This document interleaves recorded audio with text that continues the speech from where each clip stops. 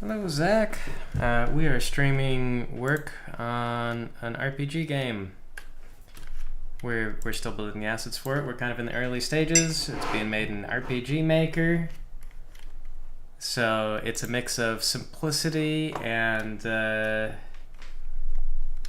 head-splitting user-friendliness that stands in the way of all of our hopes and dreams.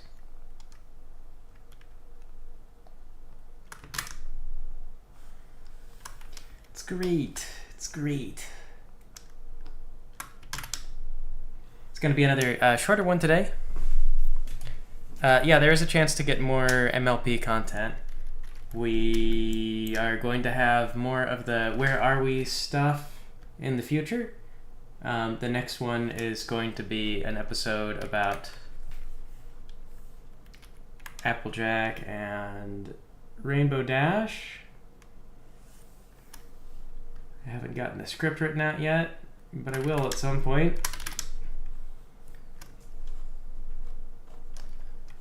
Send that off to PetterUp, and then we will have a new thing. A new one of those episodes.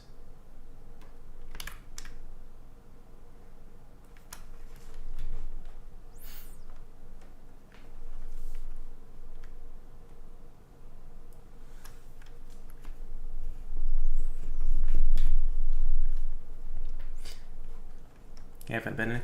Yesterday, we discovered that RPG Maker doesn't just read tile sets the same way for every tile set. Sometimes they... I wonder if there's a way to change the guidelines. If there's a way to erase a guideline.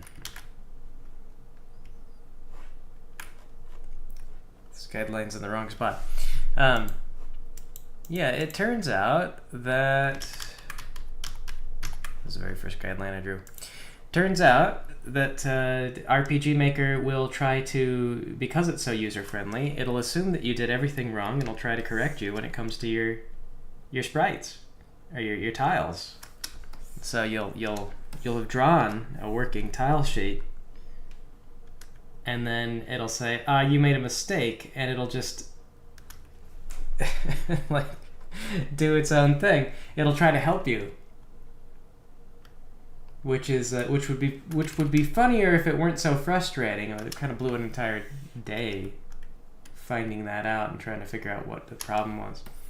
Turns out that what it wanted yesterday was for the fence tile. Come on now, there we go. So yesterday I was trying to just get these fences put in, and it really shouldn't have been a very long project. I think I was done drawing the art asset within, like, I don't know, not that long, and then RPG Maker had other ideas, so we wound up spending ages just trying to figure out what its problem was. And what it wanted was it needed the top fence post to touch the top of the tile. You can have space in the bottom, but for some reason, if it wasn't touching the top of the image, then it would like try to correct for some reason, and it would do weird things with the file.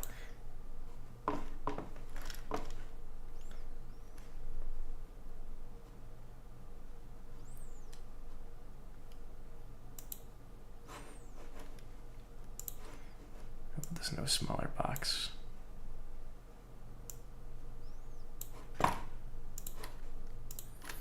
Okay, but anyway, though, let's take our... I want to make sure that if we have a door... I mean, I'm probably not going to have the door be accessible. I'm kind of thinking about a scene where you go into other people's houses without asking. But I'm not real committed to that. So I'm looking, and here's like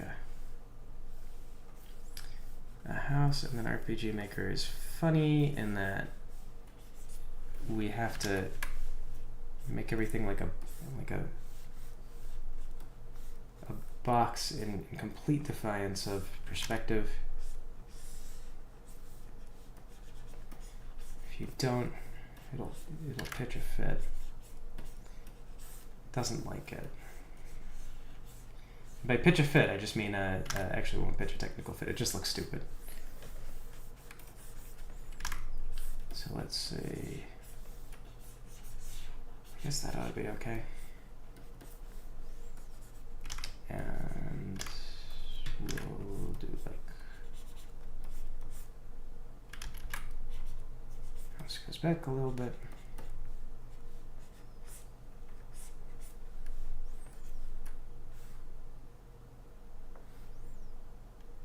Let's bring our roof down, actually.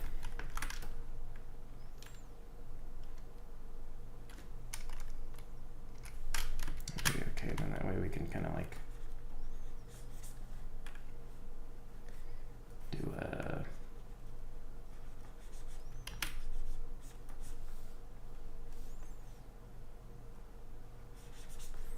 here, let's bring it up actually, and then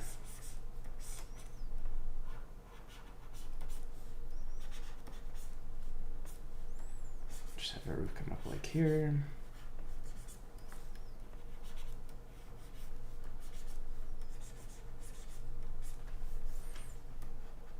Do this and put in our gutters.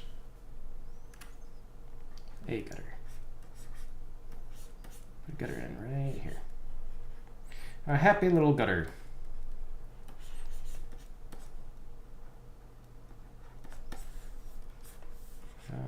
Honestly, it still feels kind of tall for. Just do that real quick, and we'll go back to our inexpert squiggle vision. What's the game going to be about? You are a little robot guy working for an insane boss. It's the sort of post-apocalypse. So the gist of it is you basically wake up in your room. I can show you a little introductory thing here. It's called It's a Living. So game starts, your system boots up, you try to go to install updates, they all fail, we just move on. This is part of the plot. It'll come up later, like when you first talk to an NPC who knows what's going on, they'll talk to you about it. But you're a little robot guy. You can maybe see there's a little brain inside of him, so you're formerly human. People are no longer people in this far advanced future. You're just a brain in a machine. And most people spend all their times in these little pods, but you're unleashed to go do some managerial work for your crazy boss, and that'll be the kind of the tutorial level where you get introduced to some of the game's basic mechanics. And you also get to go around and talk to all the little NPCs and get familiar with the idea that I'm going to be incentivizing you to just talk to things randomly and look around and stuff like that, because that's a core of all your RPG games. We want you to go and look for stuff. We're barely in it, but so far we have a talking fire hydrant and local mechanic. But yeah, you'll go to your first job. It'll be a total shit show. That's okay. Then your boss like panics about the stocks. The stocks are falling. Oh god! And he'll send you out on like exciting adventures out into the wilderness to go find other stockholders to kill them so you can reclaim their stocks and the company can do a stock buyback. So that's the gist of the game. It's that like humanity is more or less wiped out. All that's left of humanity are these robot people. And so instead of like fighting people, it's going to be all kinds of weird, like super evolved insects and animals and things like that. So one of the first like wilderness areas you're going to go to is the woods, and it'll be full of like humanoid blue jays, and they're going to be like in the middle of a civil war kind of.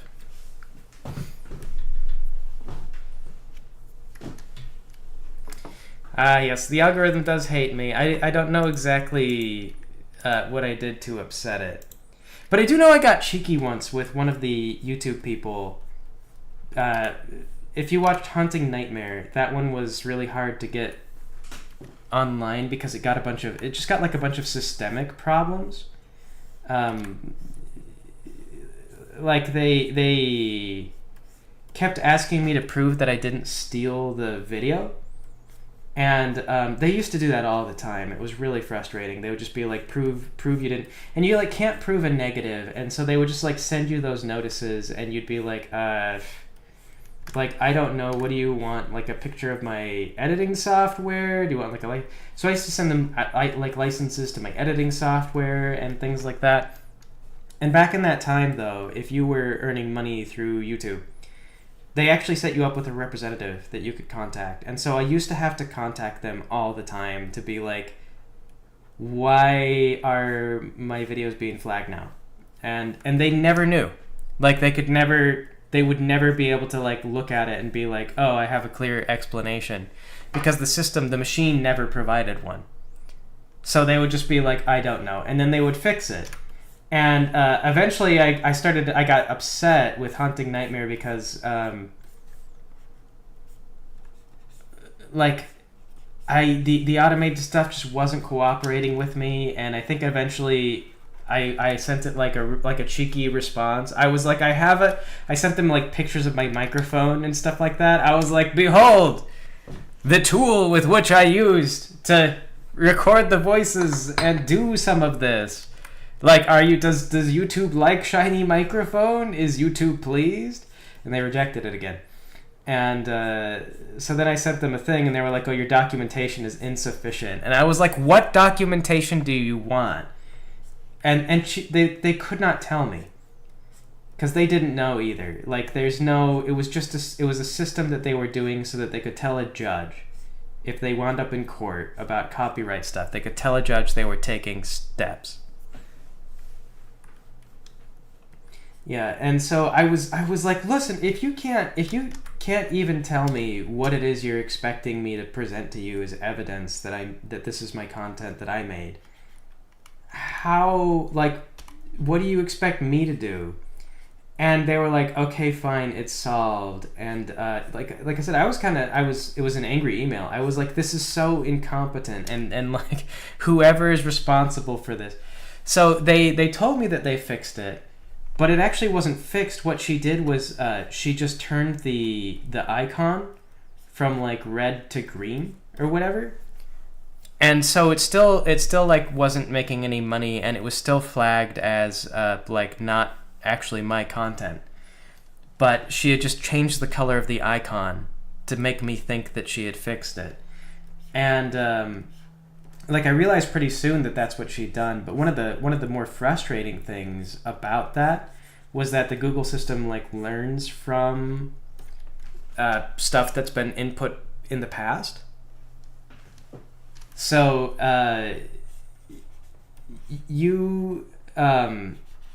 if you get something like, if you're flagged as having stolen content at some point, that system will give you shit. It would just give you shit for a long time. So after that, everything I uploaded, it didn't really matter what it was, always got flagged. And it was so frustrating. It was so tedious. And so I can't like it's like, well, does the algorithm hate me? I'm not sure that it's there is a possibility that I upset someone at YouTube, and maybe they flag something on my channel, although I'd have no way of knowing that. But I do know that at least happened, that I tried to get help with something. I was angry and snippy, and they screwed me around on it. And to the best of my knowledge, like, all I know for sure is that they screwed me around on that, and that they didn't actually resolve it. They just made it look like it was resolved. And that's like, that could be where some problems are. I could have some flag on my account, because they do that. They do that to Leafy is here, because Leafy is here was such a huge problem.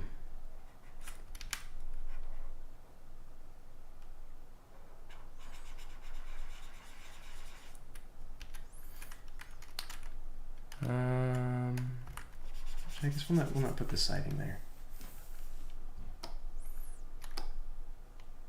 Of course, Leafy was a monster of their own making.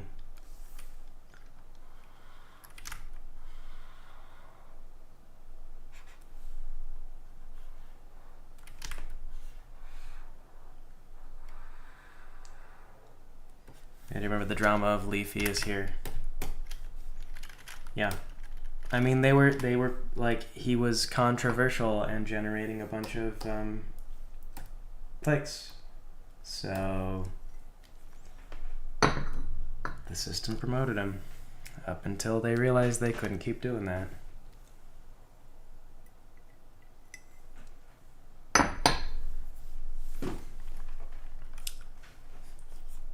I mean, you barely hear about Leafy at all anymore. I mean, he's basically dead. Yeah. But whenever I think about, though, like, would YouTube, could someone have vindictively gone in and you know, altered my stuff to make it less successful? Like, is that plausible? It is, actually.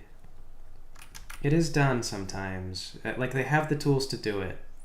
So it's really possible that somebody could go in and just be like, I don't like this person. Like I said, I definitely called them out on the whole can't prove a negative thing.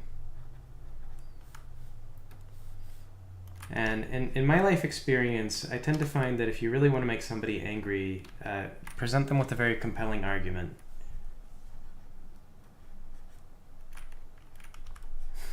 About something.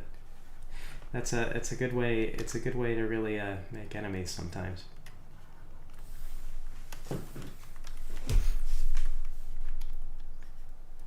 Yeah, Leafy's he's kind of a huge moment in the whole YouTube ecosystem.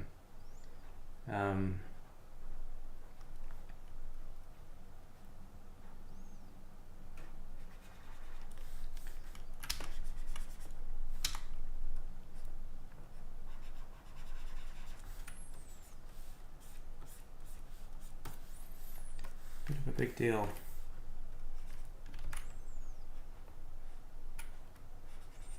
Bricks.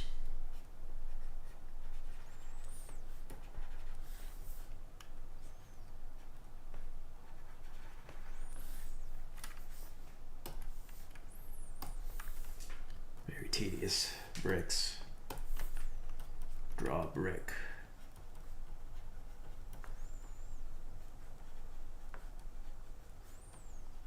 Light always comes from the left. An RPG Maker.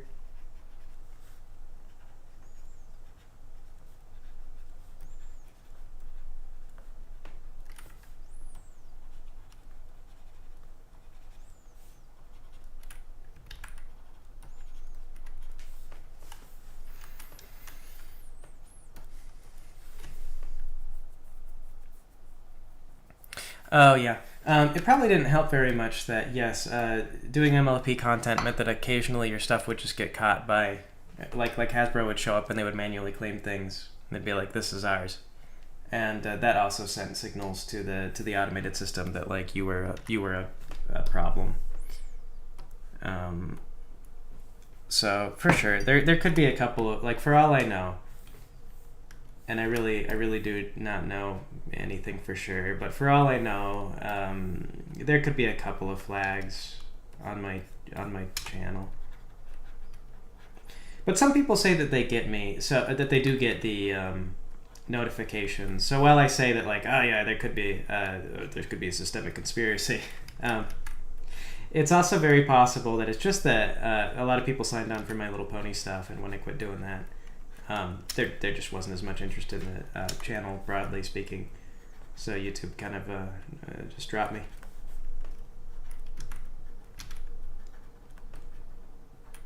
And I always knew that was going to be the case. I mean, I used to follow people on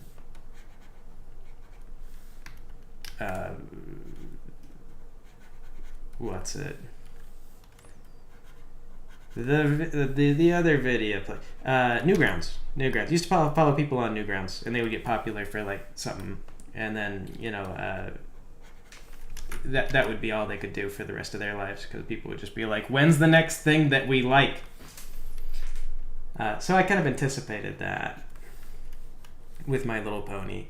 I think I remember talking to, like, early on, I remember talking to Petter about that. I was just like, yeah, it'd be really hard for us to transition away from anything pony related, because it's always hard to do stuff like that, to get away from whatever made you popular in the first place. You may want to do other things, but then you have to convince people that those other things are also cool. And we definitely had a hard time doing that. We tried a bunch of different things, but a lot of the things that I did were not. I mean, as far as being cursed algorithmically, I never do things that the algorithm likes. The variety channel thing, for example, it's a very well-known way to kill your own channel.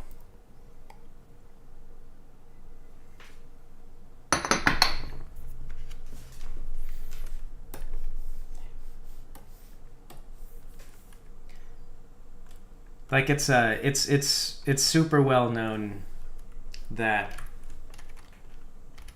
if you produce a variety of content, then some viewers will like the content, and then other viewers will not like the content, and it's very confusing to the machine, because the machine kind of wants to put you in a bucket. And it's like, I don't know what bucket you belong in, so you kind of wind up in trouble there. But I vote, like, it's just, I do variety stuff. I do whatever. Because I don't know.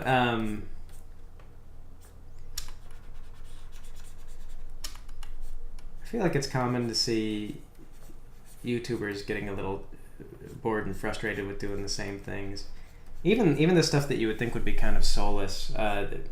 Like, there's some of the kids' channels, like Izzy's Toy Time and stuff like that. We get that because, you know, I have a small child, and naturally he gravitates towards the YouTube kids. I try not to let him spend too much time on that, because it really is not very good for him. Like, it's just not like quality content by any stretch. But they were like talking about, like, oh yeah, you know, we were super excited when we were able to stop doing Minecraft videos. It was like, that's when we knew that we were doing okay. Because originally, I guess they were like a Minecraft channel. They got started back when Minecraft was the only thing people were doing.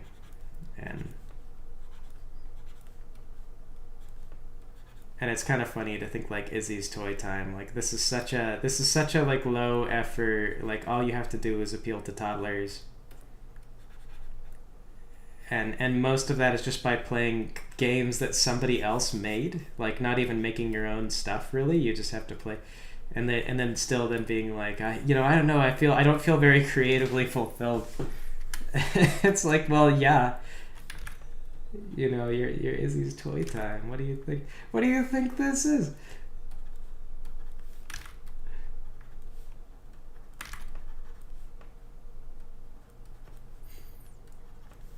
That one's kind of, I feel like that one's always kind of funny. But yeah, they get trapped into, oh god, this is all I can do. Is this my life, Minecraft for all eternity? Yeah, people do multiple channels, and then that'll prevent you from getting the subscriber burn stuff. And then you just have to build up every single channel, though, is the thing, and like that's like a bunch of its own legwork.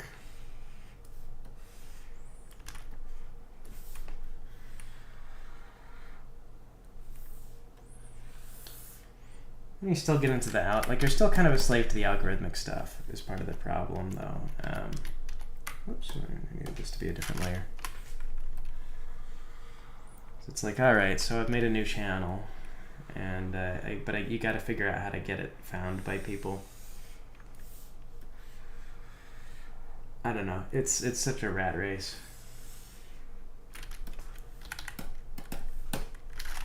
We talk about YouTube a lot during these streams.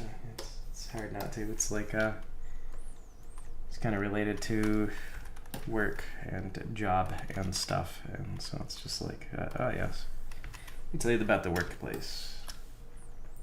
Luckily, it's not the only workplace I got at this point, but.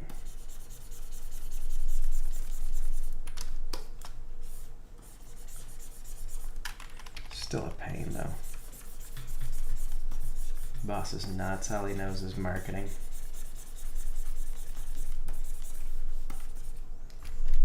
Just make me as much content as you can, as fast as you can. Should be doable, right?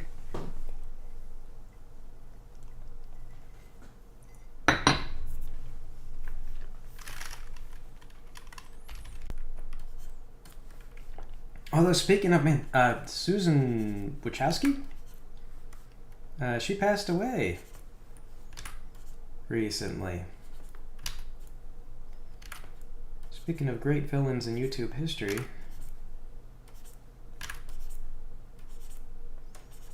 she was the original, one of the original garage ladies, I believe, as they like to put it.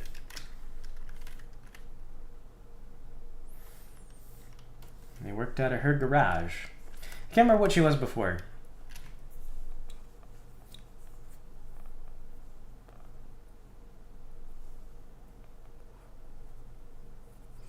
Yeah, I had a gaming vlog, and I think I was going to set up something else. I was going to do something with Peyton, the Peyton character. I was going to try and do like an Ask blog type of thing with Peyton. And so I'd set up a channel for Peyton, basically. For Peyton, of Peyton. But wound up not doing anything with it. The big problem was that like every time I had an idea, it was like I was always trying to figure out like, okay, so I've got an idea, but it needs to be faster and cheaper.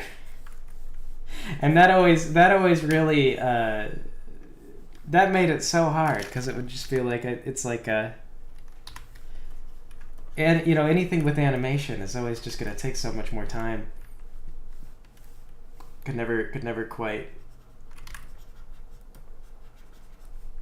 get it, and I so regret doing bricks now. I hate this. Freaking bricks. What was I thinking?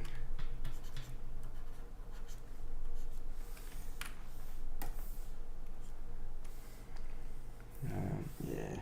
Fine.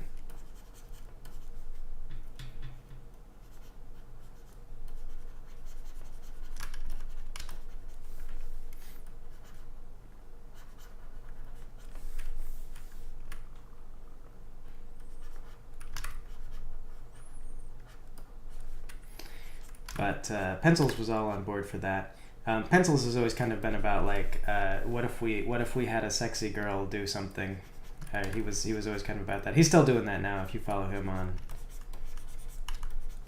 Twitter, he's doing right now. He's like, what if a sexy snake girl? And last time I talked to him, he was talking about like ideas for comics, and it was kind of like that you know. I have a comic idea. So a sexy girl. It's like, okay. You know, he's not wrong. Certainly has appeal. You can't go wrong with a sexy girl. To be honest, I'm still trying to train my YouTube algorithm to show me more animations, and it's still mostly just showing me animations of girls. And I can't tell yet if that's because like it'll come up and I'll click up, like, okay, an animation.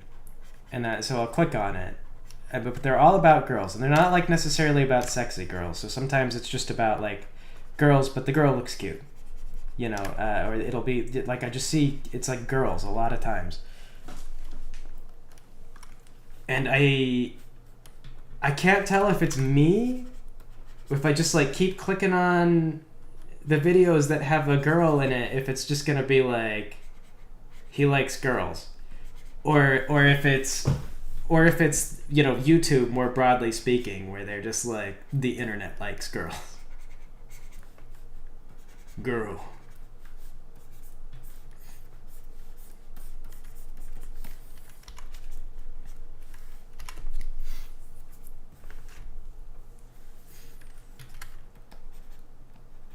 but I can't tell. It's a black box. I'm not allowed to see. If I could just go in there and tell it like I want this type of content, please, then I suppose I would, but can't do that. Forbidden.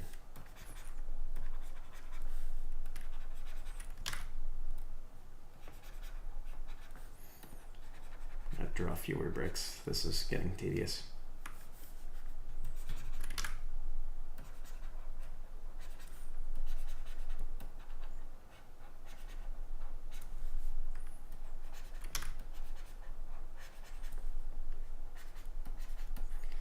And there's one guy, it'll show me sometimes a Pringus McDingus, and that one's a little bit shameless because not only is it girl, it's always like girl from Mario. And it's like, okay, this is some SEO bait right here. Frickin' drawing Mario. This goes all the way back to the Newgrounds days. If you wanted views, you had to do a parody of Mario. But now it's parody of Mario girls.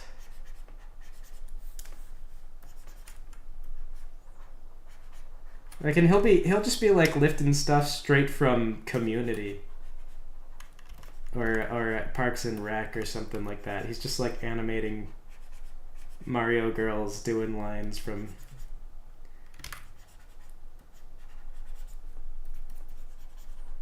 Shameless is what it is.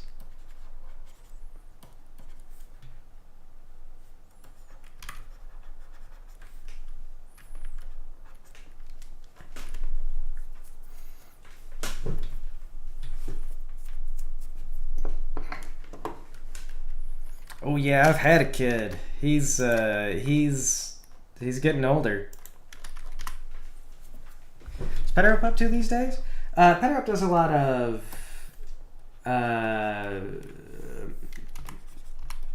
like, I don't want to say marketing. He still does. He's been doing animations and stuff like that, still professionally.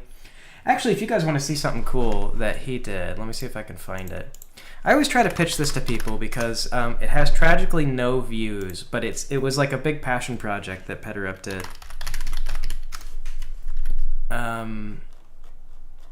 Oh, for goodness sake, I can't. I'll type it into YouTube. It doesn't even come up.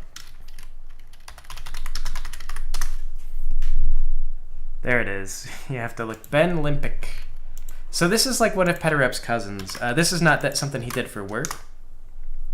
Oh yeah, it's the terraforming thing. So you may have already seen it. But yeah, like that's just like Peterup just did that by himself. He's still as effective and prolific of an animator as ever. He's busy. He's part of like a community work co-op thing now. So like in his local region, a bunch of companies have all kind of come together, and it's all like a bunch of like smaller independent companies. They pool their resources to afford like legal stuff and things like that.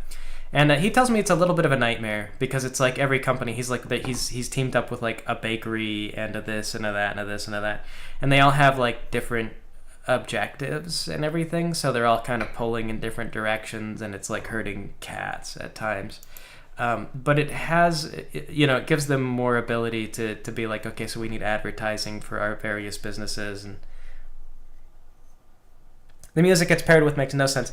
Yeah, my guess is that probably his cousin wrote the song, and then Peterup was... I think actually Peterup did explain this to me, where Peterup was just like, I wanted to make the music video be about this, and my cousin didn't really have any clear vision on what he wanted the video to be about, so Peterup made it about terraforming Mars, and... I don't know. The animation is great, and the song's all right. It's... I'm really more impressed with the animation, personally, but of course I'm also...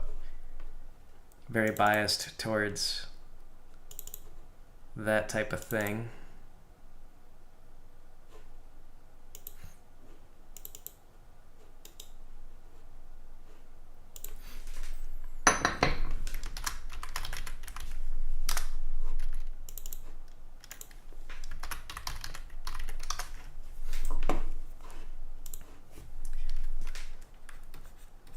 Yeah, but Peterup's always been very creative on his own. When we quit doing the My Little Pony stuff together, he went on to go do a bunch of album covers for Monster Cat and Funky Panda. And Funky Panda, I think they're gone now. I think they got wiped out. The big changes to all like the multi-channel network stuff was pretty hard on quite a few of those, like, I don't know, aggregate things. The multi-channel thing had gotten to be a scam in a lot of cases anyway. But in the cases where it wasn't, like I think Funky Panda wasn't, I might be wrong. Somebody out there might be like, oh yeah, Funky Panda deserved to die. But as far as I'm aware, Funky Panda was all right. I think Monster Cat got a little kind of up their own butts. But that's only my impression because they dropped Peterup like fools. Peterup was doing the original Monster Cat album art, and so you would see him all over all the Monster Cat stuff. And then Monster Cat was like, we want to be cooler. And so they hired another artist to make like really edgy looking, like, oh, the cat's really cool. And he's yelling at you. Oh yeah, you've seen him around. Homer's seen Peterup and the Funky Panda and the Monster Cat stuff. Yeah, I mean, it's so characterful was the thing. So like back when he was doing work for them, you know, it was just so characterful. And then they kicked him to the curb and they were like, I think we want to go with something a little bit less, oh, I don't know, like a little less, like something that nobody can imagine. You know, like you can picture the little Monster Cat, the original logo in your head, right? Like he's like a little, I mean, it's like Mickey Mouse, you know, it's a great like logo. Now granted, Mickey Mouse is like a logo for a cartoon company. But it was a good logo. He had them set up with a good logo. And the fools, they threw away a good thing. Don't know what they were thinking. But yeah, Funky Panda went under. But now he's doing stuff. So for example, he's doing like PSA animations and things like that for his local government. So one of the things that he's got is be careful around oxygen tanks and things like that. And it was kind of funny because I'm very used to the comedic stuff when working with him. So he was showing me some of the work that he's done lately, and I just kept like, it was like, you know, he's depicting an old man with an oxygen tank, and he's like, you know, be aware, you know, this can't explode and everything. And I think it's the fire department that hired him to do that. But I just kept waiting for the little old man to explode because I'm used to those comedy beats. And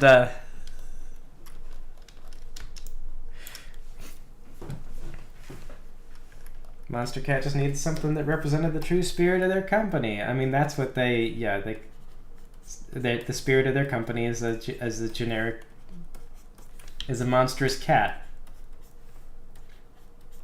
I don't know. I disagree. They unemployed my colleague and friend. They're wrong. I don't. You can justify it. I feel that they're wrong. I feel they made a mistake.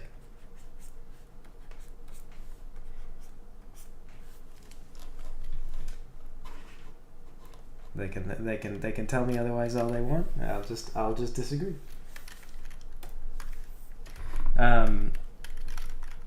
Where was I? I was rambling about something. Oh yeah. So I just kept expecting the little old man to explode. Right. So the like he showed it to me, and it was genuinely like a not an unhinged thing. It was just a PSA for, like, you know, be aware of your oxygen tanks. Remember, like, even small sparks can set them off. It's compressed oxygen. It's highly flammable. And you know, the fire department really cares about that because an oxygen tank exploding leads to a fire, which they don't like. Fire department does not like to have work. Apparently, they prefer to be bored.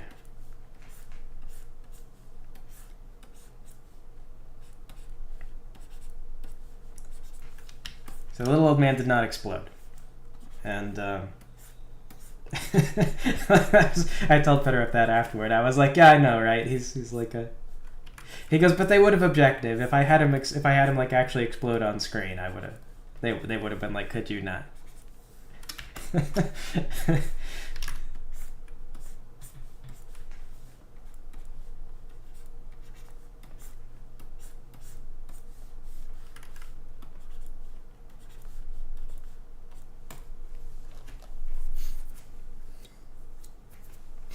one can be a PSA.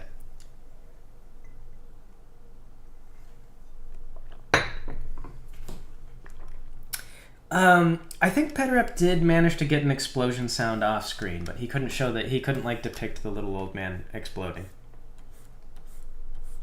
I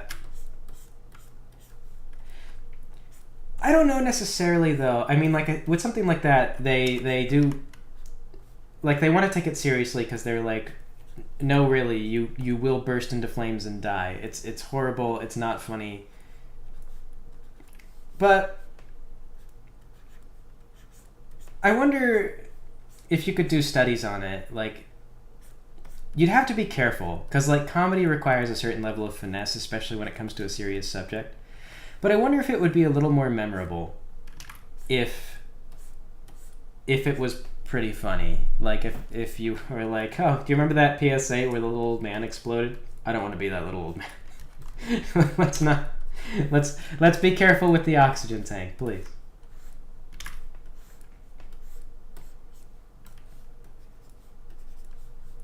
I don't want that to be me. No explosions, please.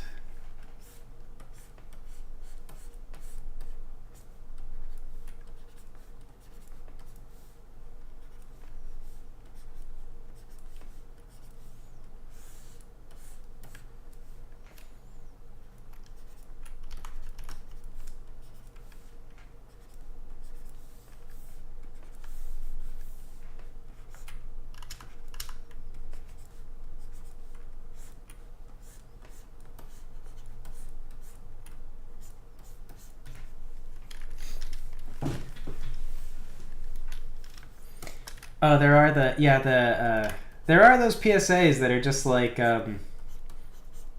yeah, this is Jeb, and then he like dies in a horrific but comedic way. But I mean, so I guess they have done those, and I wonder if they perform better than the serious ones. Cause something that's really serious, like okay, yes, like I gotta take the flesh tearing machine seriously. Like we all know, the flesh tearing machine craves it yearns for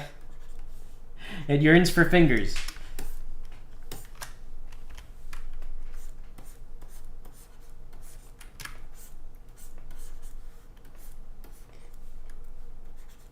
But I don't know. Like, is it better? Is it better if it's funny, or is it worse? I don't know. It's ultimately up to the client in that case, as far as Petrep's work was concerned. So they felt that it was better to be serious, so he, was serious.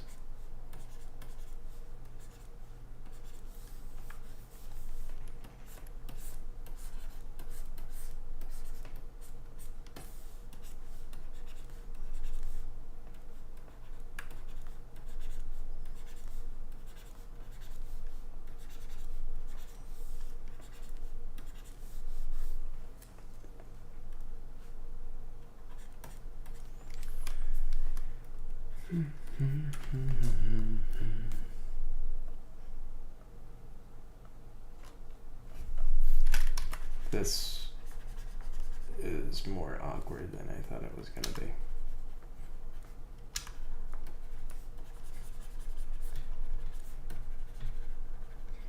Might be better to kind of hide the fact that I screwed up there.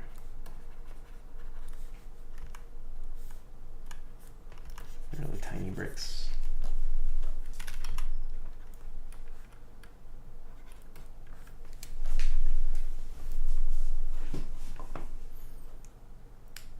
Okay, that's done.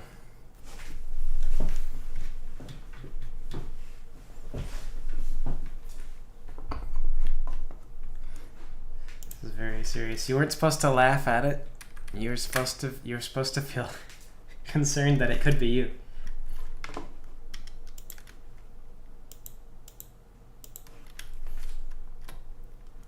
Oh gosh, I don't want to feed my fingers to the finger eater.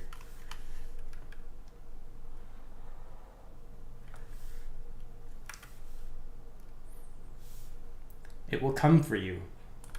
You won't be laughing then.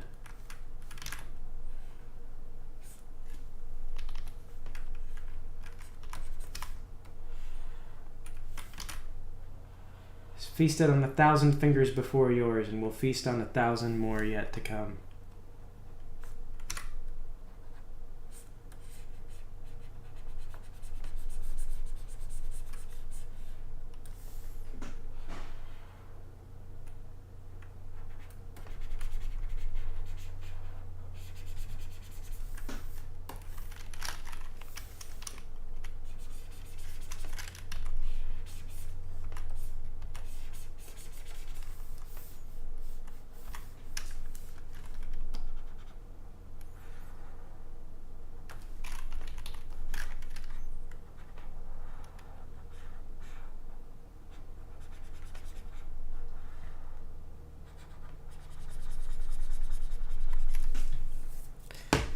The cat eating tree.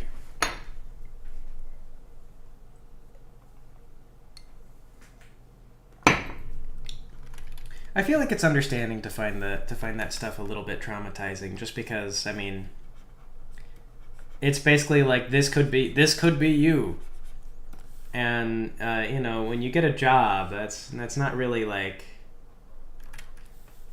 something you want, is to, you know, not have fingers. And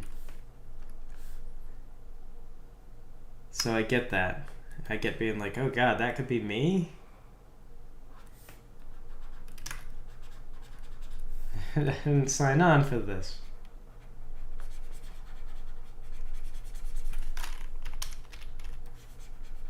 But a healthy fear of those machines does seem rational.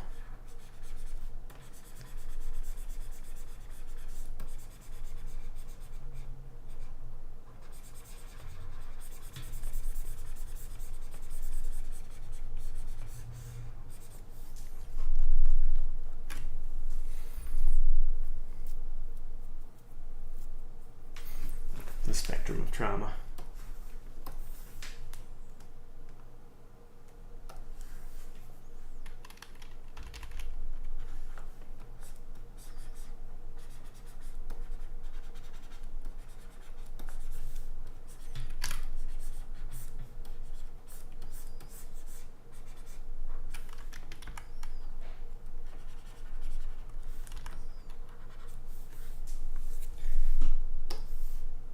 I mean, I used to work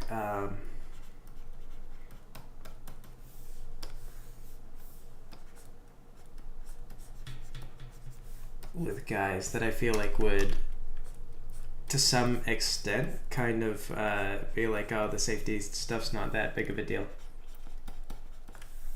And you get that. And then, of course, somebody gets, like, mangled. It's like, I wish we all agreed to be terrified of the potential consequences of standing in traffic or etc. Like, look, you can make fun of me for being overly nervous, but I don't want to be mangled. But that's me though.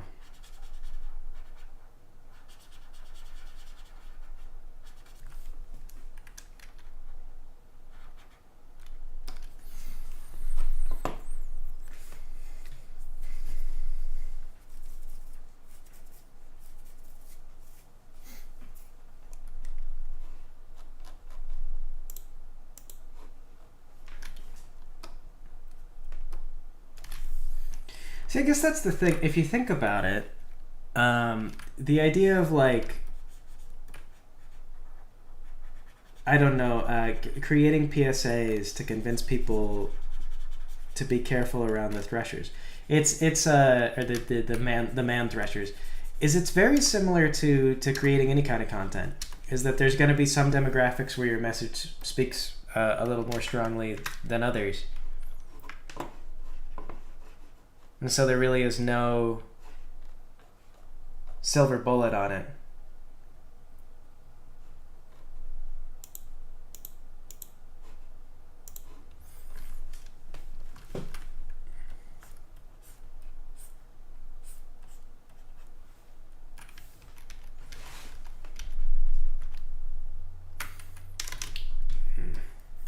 I forgot that I had a rooftop thing going on here.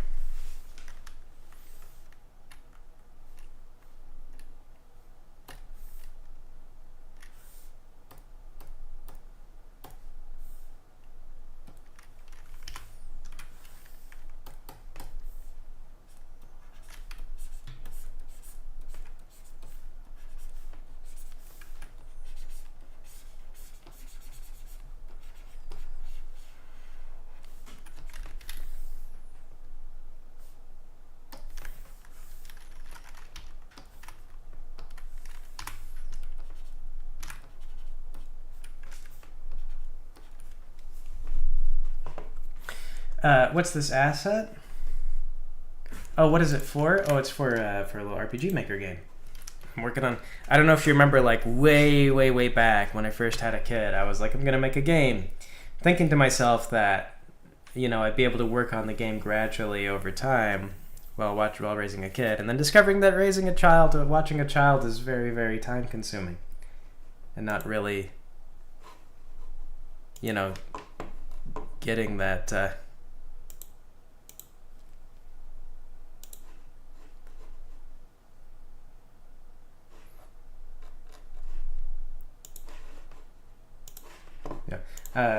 Sorry, I got distracted by a message on Discord. I sent some. I'm in a my local game. I've been playing a game called Song of Ice and Fire. It's based on Game of Thrones. Well, I mean, it's based on Song of Ice and Fire. Game of Thrones is based on Song of Ice and Fire, but it's a little war game. And some of the guys at my local store are like going to nationals, and they were like, "Oh, we got to get T-shirts." And so I drew a coat of arms for them to print on their T-shirts. And I was a little sad because I sent it and I was like that nobody said anything, and I was just like maybe they don't like it very much, but they're just now being like, oh, I just now saw this, and they're like, oh, it's really good. I'm like, oh, okay. I wasn't gonna like, you know, be like, hey guys, but I did want their approval. I'll be honest.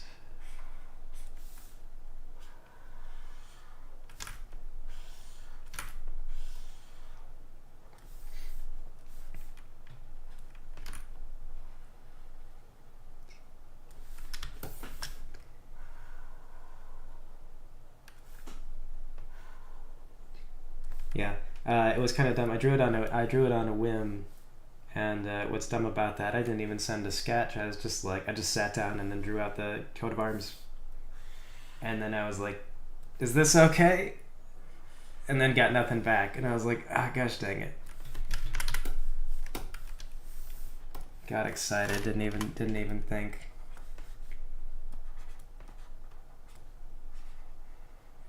It was a fairly quick thing. You know, in the grand scheme, it wasn't like I spent multiple hours, but it was just like in the evening. I was like, I got time. I could do it. I could make something for everybody. Get my validation.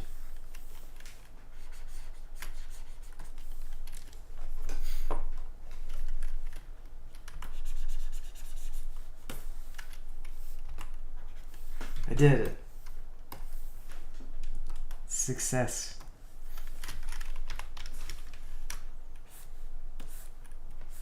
So hard to get these days, you know. You know what? Actually, whole thing off. I'll change color, and then we'll just erase the parts really faster.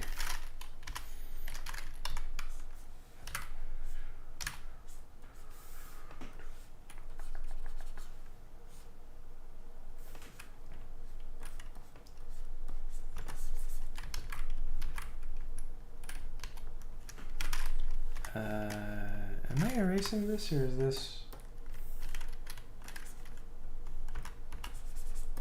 I guess it's really no difference.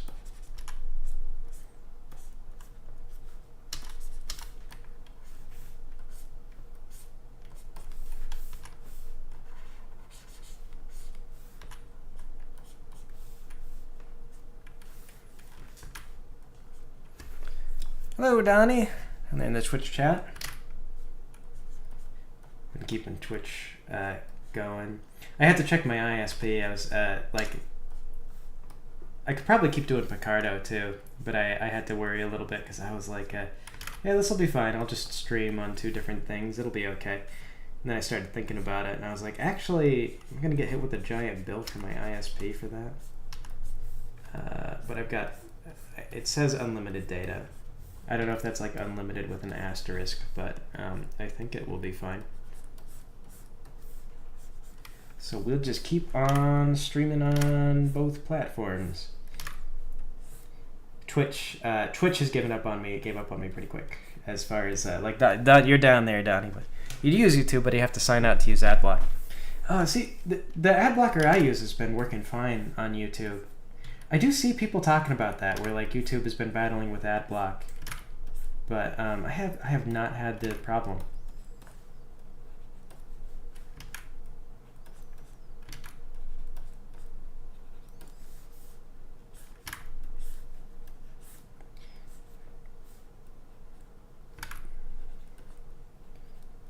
Personally, I feel like they're just shooting themselves in the foot when they put in the ad blocker, because it's like some of the content is so low quality. Like I'll just see what this is, and they go to look at it, and they're like, okay, but first you have to watch an ad. I'm like, nah, I'm not that. I don't care that much.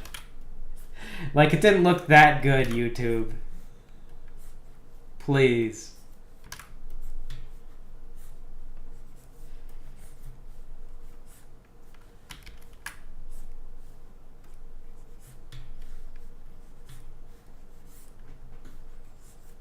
It's on the tablet, though.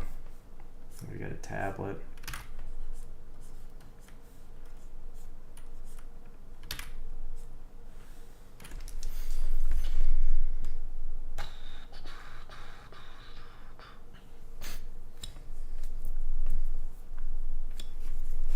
Lower for these days. Sans animation, of course.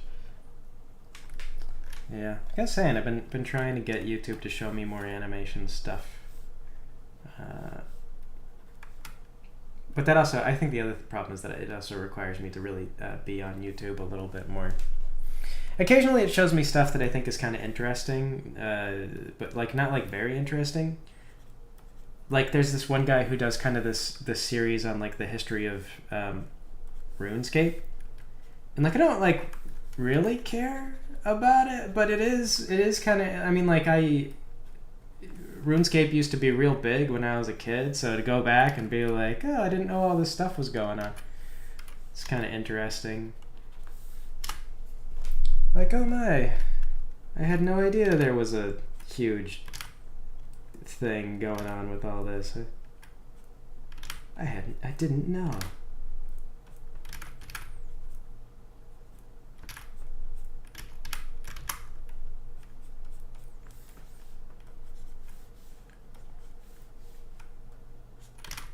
As far as I was concerned with RuneScape, basically everyone who wasn't me was a scammer, because when you're like 12 or whatever, that is basically the case. It's not, you know, it's not very accurate to say, but in terms of like how often are people trying to scam you as a 12-year-old in that game, it was pretty often. Remember people joking about like RuneScape is like every child should play RuneScape for a little while just so that they get comfortable with the idea. They get familiar with the concept of being scammed by other people, so that they become more wary, more world wary, and know better than to like feel safe on the internet.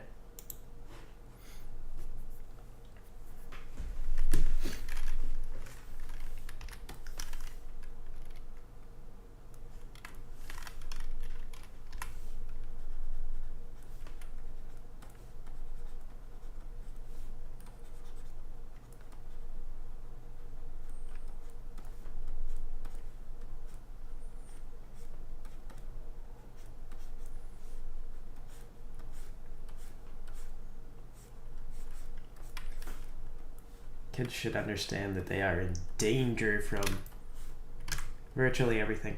I always try to explain to my son, he's like, can you click that? Like, he'll see an advertisement. I'll be like, can you click that? And I'll be like, no, it's trying to take our money. You don't want to click things. Speaking of, I've actually been, for this game, we've got as a joke, we just have spam coming into your computer. Originally I had it set up so like every time you walk through a door you got a little bit more spam, but now I've got it just set to a timer. So like every, like, I don't know, minute and a half, I think is what I have it set to, you get a little bit more spam in your inbox. So you can now delete your inbox and clear all the spam out of it, and it'll just gradually accumulate more spam. And so you can kind of gauge how long you've been playing the game based on the amount of spam accumulated in your personal inbox. And I was going through my emails, and I have got so many spam emails. I never really read them, but some of them are really just legitimately viruses. There's like people who are like, go here, like I need you to download these PDFs and things. And they're targeted towards me, sort of, because they're like, oh, we see you're a YouTuber and we want to collaborate with you. We'd like to give you money. And that, I think, for like kids, like that type of thing, if you're a kid and maybe you don't know better, you might be like, oh, a sponsor. Like, all the big YouTubers have sponsors. I'd like to have a sponsor. And you maybe don't, as a kid, you maybe wouldn't be so wary about it and just be like, yeah, I filled out the form, and then they hijacked my YouTube account.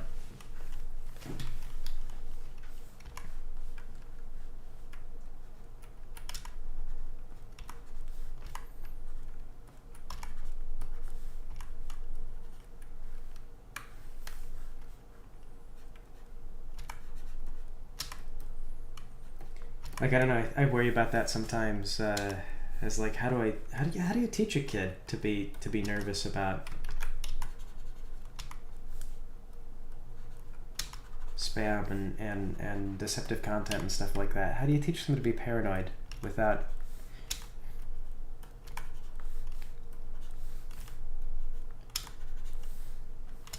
I don't know.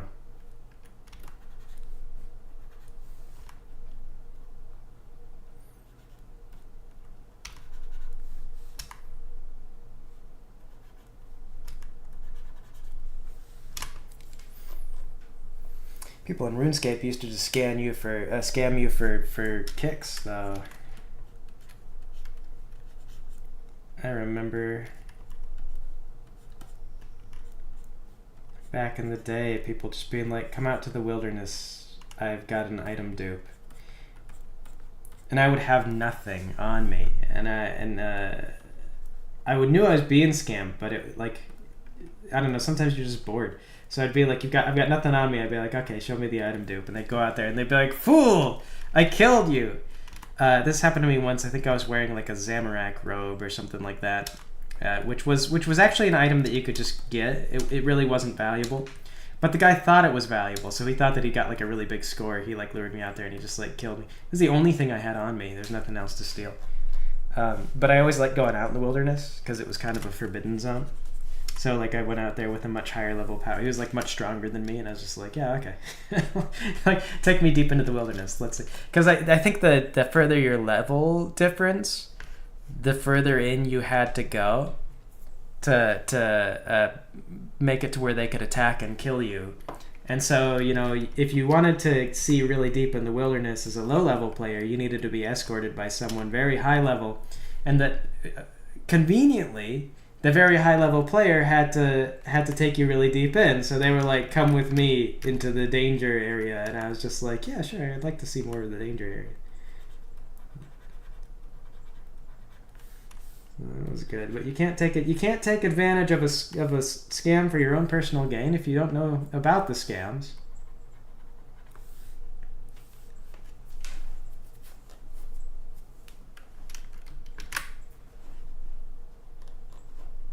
You got to be aware they're out there first.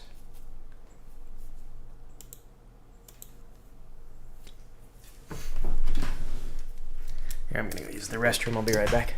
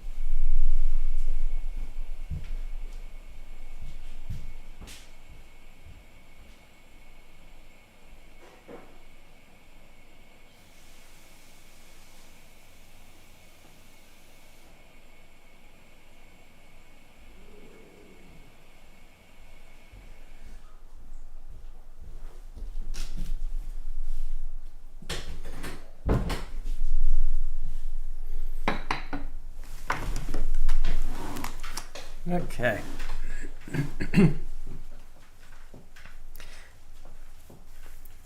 The first, your first spam message, know my stable, is addressed to you as an NFT lover. Yeah, I find the spam messages are interesting in how they're always just like not. They're not like sanely put together. Like they're just kind of casting a line and seeing who they can grab, and it's always fascinating.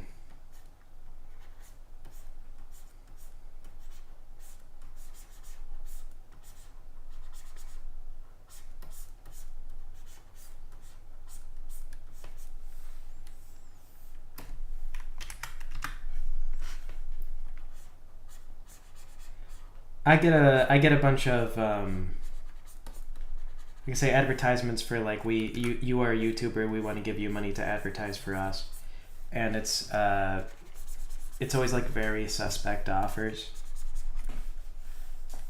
But one of my favorites is we find your socials to be interesting because they want to try to create the impression that they are watching your content.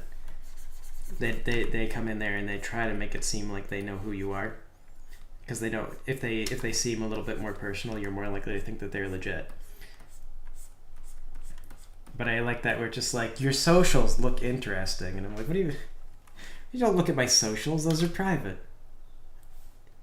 Pardon me?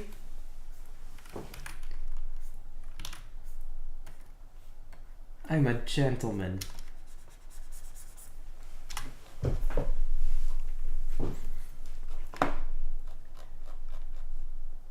In fact, I got just such a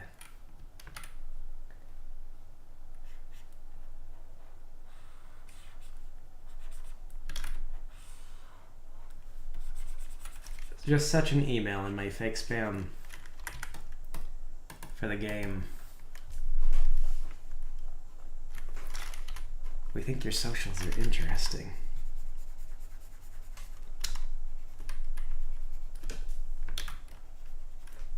I love your socials. Get to know your socials a little better. All you have to do is fill out this form and then run this executable on your computer. Let us deep inside your socials.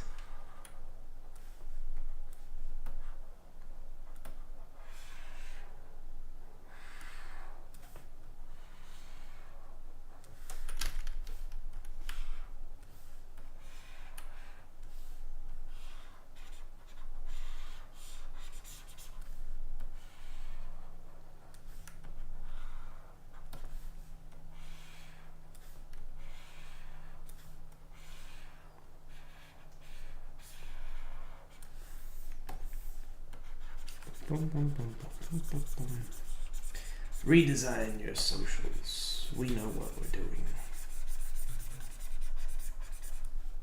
Oh, the world's connected.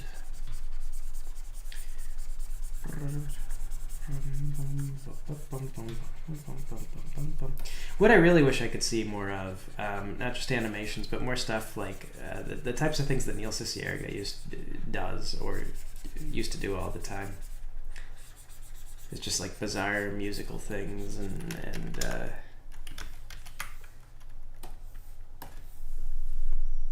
his animutations. The animutations you really can't get away with anymore just because they are illegal, I guess. They were always kind of like copyright infringements. Just open the zip bomb. Yes. We want to make money with you. Please open this zip bomb. It will only take a moment of your time.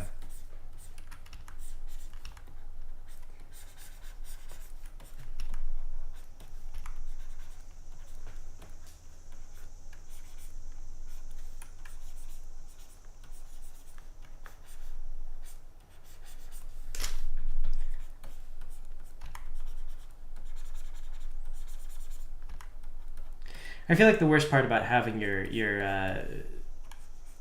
like a YouTube channel hijacked though is that you then like people are used to you posting everything like as you, and then you get up there and you're like, hey everybody, click this link. Your channel says it, and of course you're gonna get fans that click it because they're they're like, oh well, Greg would never perform acts of evil. I can trust this, and it's not you.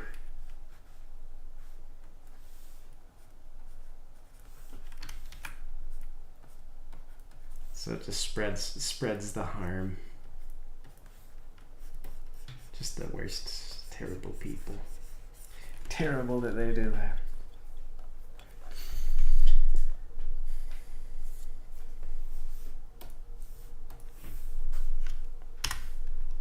Greg would never ask me to install a virus, not intentionally.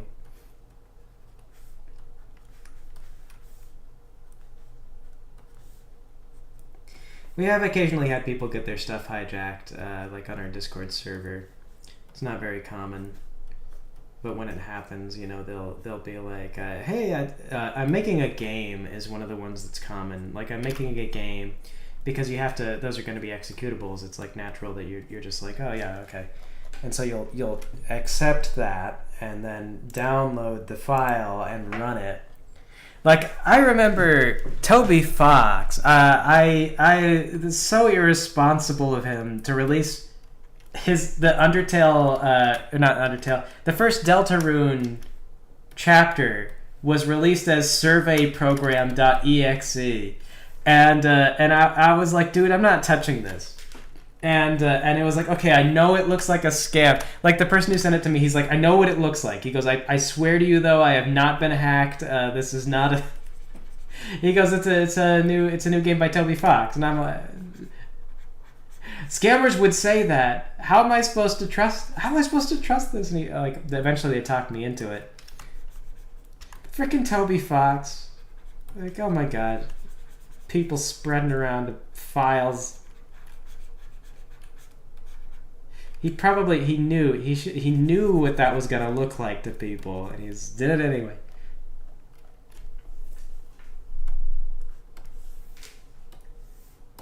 Thought my friends had their accounts compromised.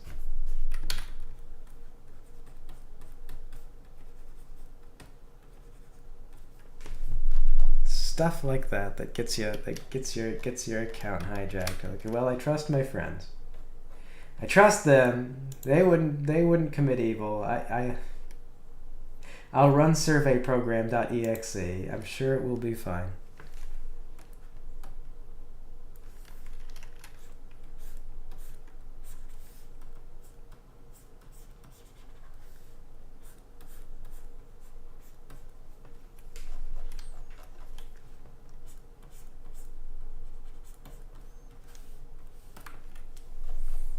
So relieved when it didn't turn out to be a rat or something like that.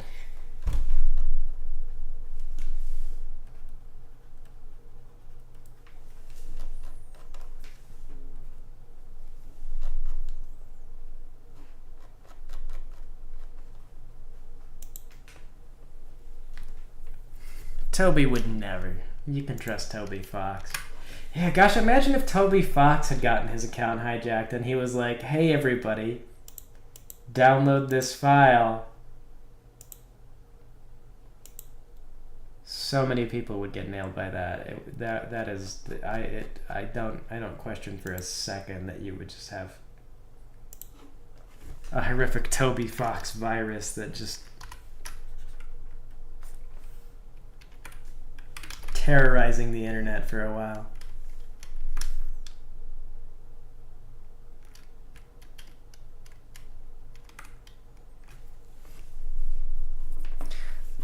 What am I working on? Working on a video game. Working on a house for a video game. We're doing assets. We're not really yet into the meat of it or anything yet.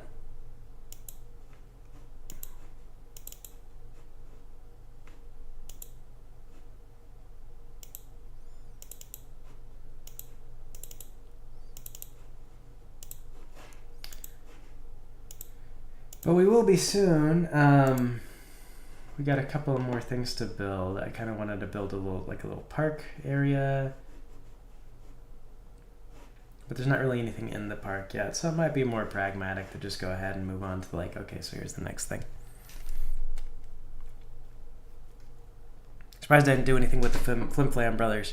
The Flim Flam Brothers, Donnie says down in Twitch, the Flim Flam Brothers, we were never sure if, like when they came out, people were like, are they talking about us? Are they talking about us? Because I mean, like, their appearance was that they took a good product and they just like produced it faster but like dumber.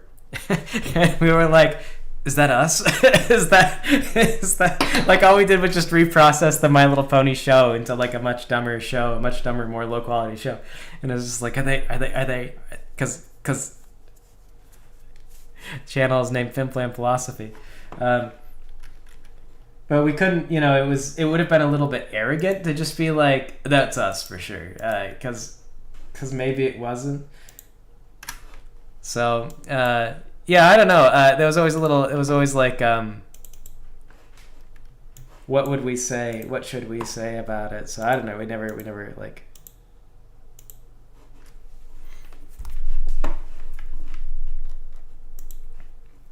Because they would do things like they were aware of the fandom, and I think that like at one point, Discord is talking about the ponies, and he refers to Fluttershy as the yellow one, and that was like one of our jokes that was really popular, and people were like, oh, they referenced you, and I'd be like, okay, well, let's not assume that they're referencing us. It's a funny joke, and maybe it got around, or let's not presume.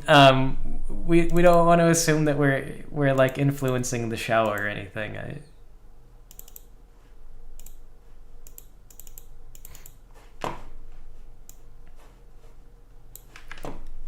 That would be arrogant. That would be and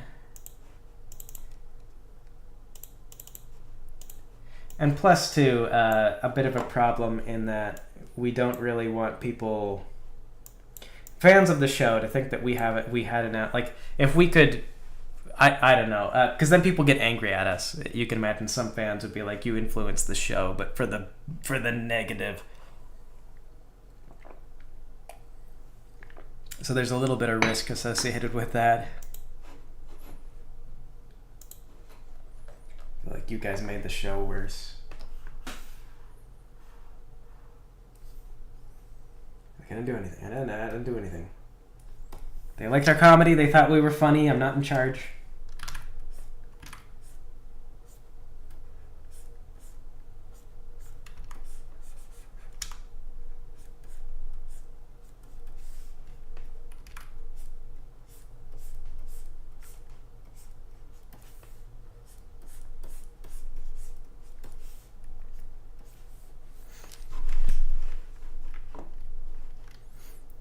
They call Vinyl DJ Pwn 3. Yeah, that was a common fandom thing. Like, they for sure were aware of the fandom, and they did totally use fandom ideas from time to time. So Film Plan might have been a reference to us, but if it was, it wasn't an especially loving. It was not an especially loving reference, given that it was kind of just like, you guys are taking the Apple Farm apples and just making them suck dicks, and yeah, it's fast and everybody's happy that you're producing content, but also the message there was not too positive. So it was fine. I mean, if we'd made a big deal about like how they're being critical of us, it feels like one of those things that would have been like a really unnecessary fandom fit. Like, how can they do this? Because the fandom would be like that. They got like that sometimes. So I don't know. By just being like, let's not even analyze it, let's not even talk about it, it sidestepped the whole question. It was just like, it's fine. Although I did meet Danny Liu once, who was a director of My Little Pony, I think after season 4 and some of the other seasons. And then I met him at a party at Babs, or one of the room parties. And he carded me because I didn't look 21 at the time. I've always had kind of a young face, but Danny Liu carded me, and he was a little drunk in his defense. So, but yeah, he was like, oh yeah, this is Greg. He does. They introduced me because it was supposed to be kind of a VIP party, and I got invited to it by one of the con staff. So they were like, yeah, this is Greg, he makes fun of your show. And I was like, oh yeah. And I was kind of apologetic. I was like, yeah, I mean, we're just, I don't want you to like address anything that I've said about the show or anything like that. Like that, please don't assume that like I'm actually criticizing you on a professional level or anything. I know very little about what goes on to a production that size. And then he was he's like, oh, it's okay, it's all fun. And again, he was pretty drunk, so he was in a good mood. But it's just like, oh yeah, no, I mean, please don't assume I think I know what I'm doing. I just do it.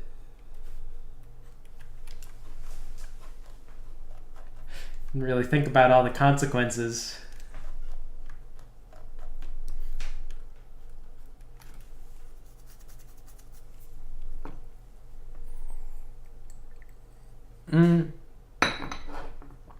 No, I never personally met Larson. I met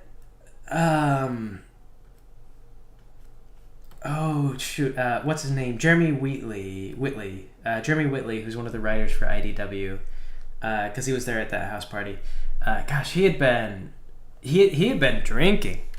So had Andy Price, and Andy Price couldn't be there actually because Andy Price they'd done like a panel beforehand, and during the panel they were drinking, and like Jeremy Whitley's kind of a big guy. Andy Price is not such a big guy, so Andy Price was trying to keep up with Jeremy Whitley for that panel, and he drank himself sick. He had to go backstage and throw up. And so after that, he went to go lie down. So Andy Price was supposed to be there, but decided not to be there after that.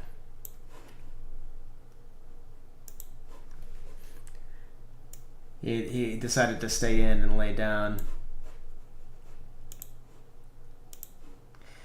That was the year that Lauren Faust was there.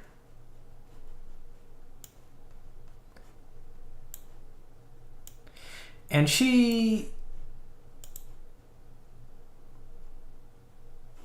was invited to that house party. They told me that she might be there when they were giving me the they gave you a little poker chip for it. It was actually kind of cool.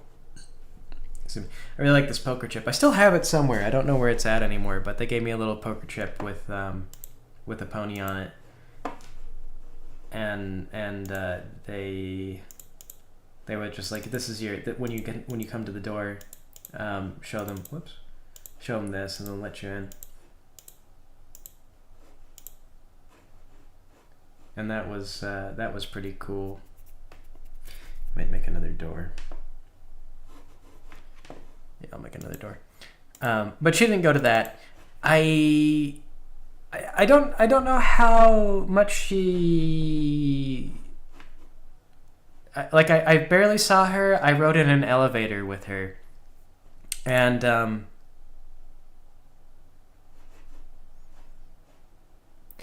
don't know. I didn't get the impression that she was super into the hubbub and the socialization.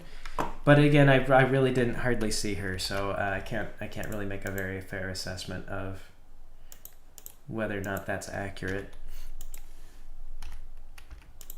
It's probably me projecting on her a little bit to say that maybe she didn't.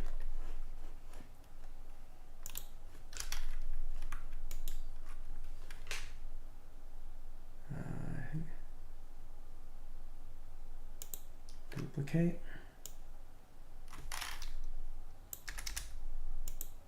Store 02. And if I change that, are we gonna have weirdness?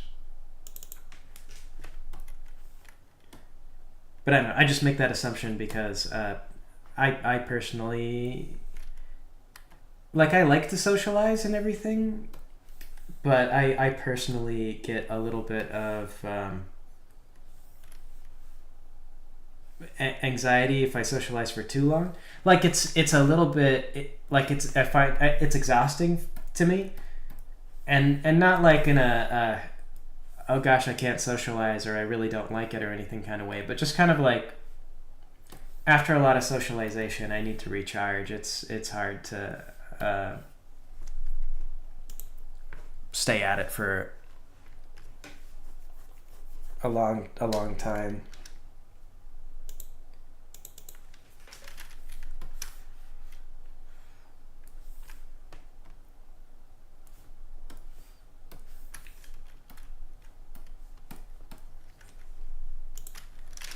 I guess that's the best way to put it.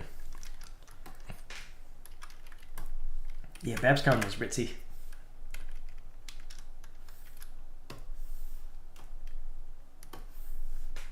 Still is relatively ritzy.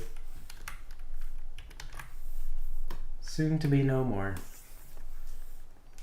Such a shame.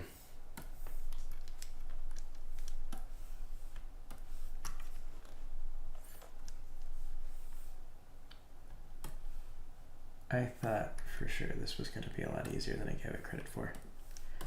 I don't know what made me think I was like, I'll just copy and paste this, and there's a color override feature. That's probably what I was thinking in my head, is about the color override feature. But that's I would need to make another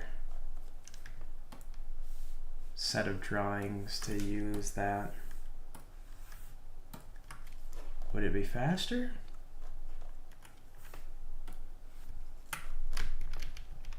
Yes, actually it would be faster.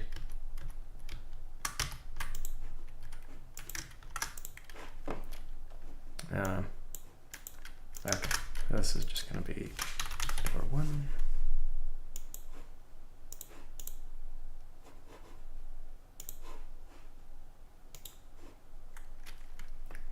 Clone drawings only.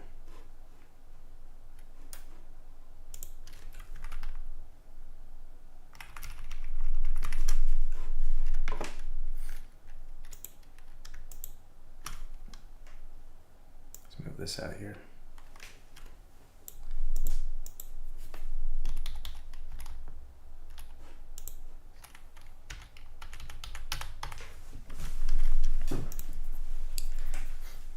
Yeah, for more than 5 hours, you get sleepy.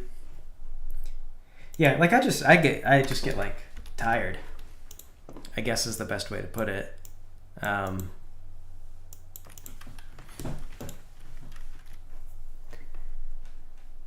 Like, I don't know, I just get stressed. Like, I get home and I feel like I ran a marathon or something like that. It's like I had fun, but just like I gotta recuperate afterward.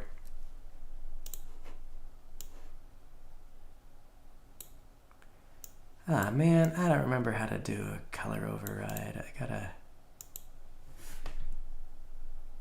remember. I'll use the restroom real quick.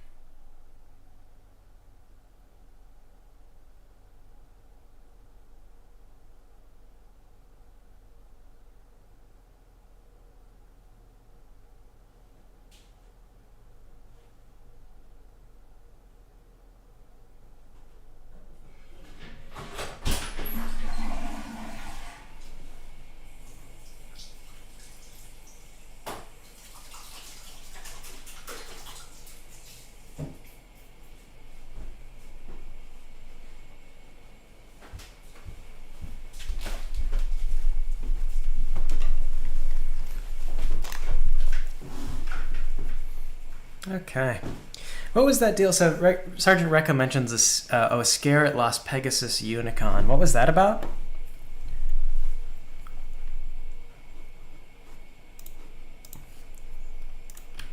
I don't recall that.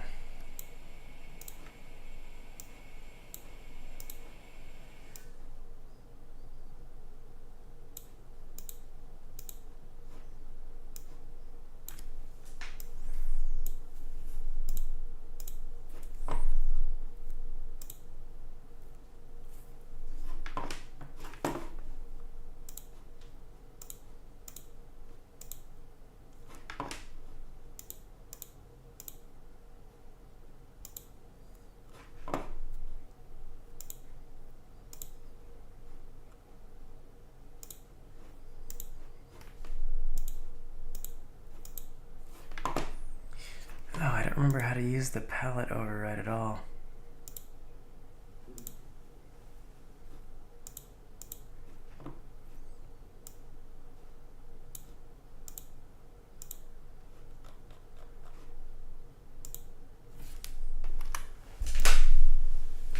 What?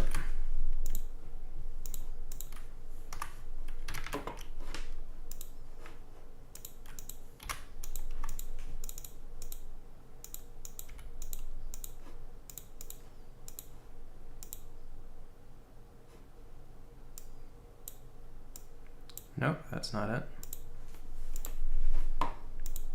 It's got house 2.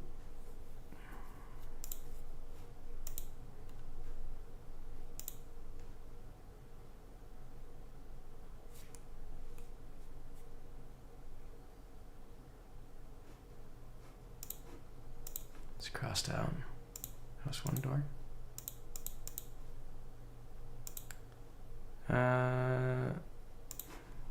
Okay, I'm gonna have to look up how to use the palette override.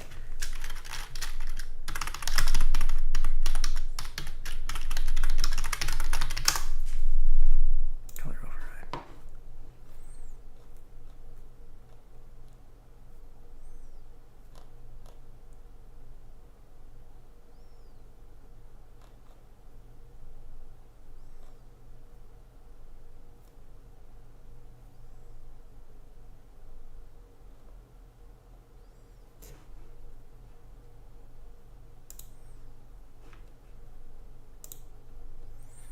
So you can do individual color overrides.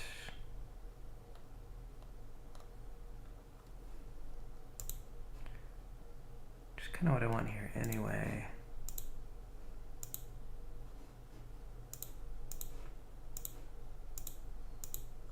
Let's get this all crossed out though.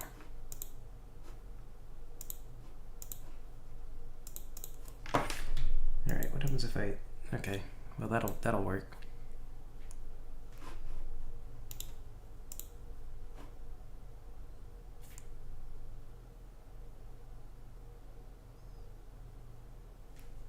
I could have sworn there was a way to just do a palette override though, like a direct.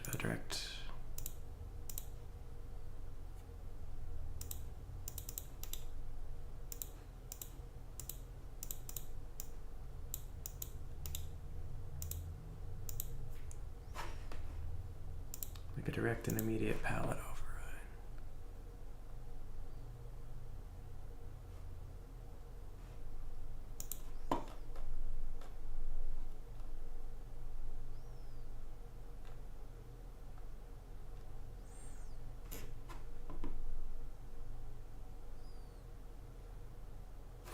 Oh, maybe it's got to be a clone palette.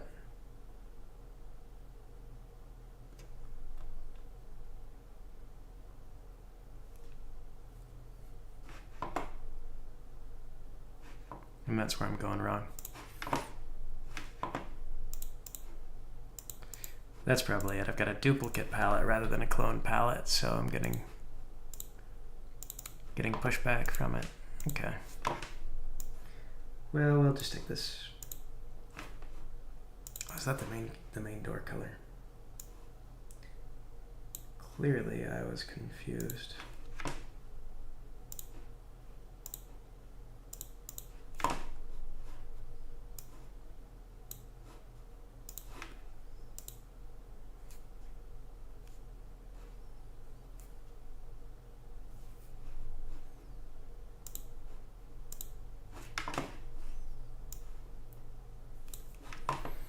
You had to. Oh right, I remember it now. I remember the Lost Pegasus thing. It was like oh yeah, like because the whole thing fell apart, and then they were like, "We're canceling the con." Yeah, gosh, I remember that. That was a while ago, but I remember that now.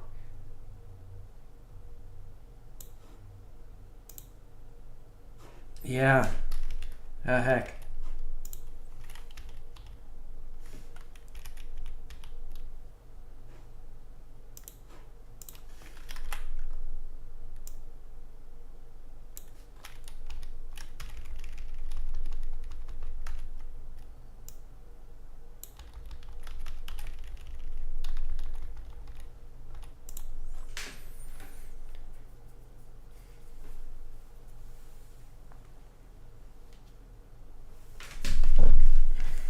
Yeah, those are on us.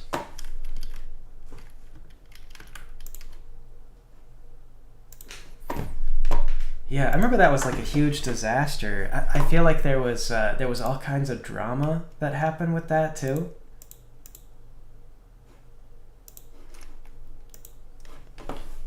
Like it was something like I think the people on the project tried to somehow turn it around and be like, "Oh, it's not our fault."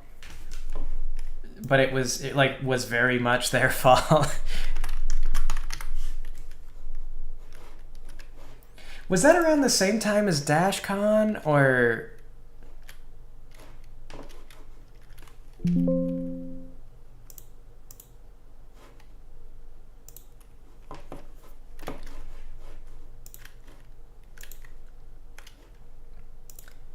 I feel like there was a kind of a period there, like there were so many cons that popped up, and some of them were like good, solid cons, but only some of them really had the ability to stick it out and be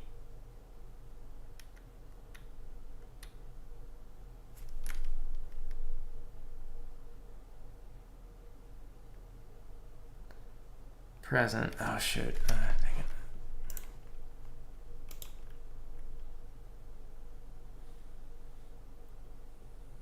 This should be door 6. Dang it. I overwrote it. I overwrote it perfectly good.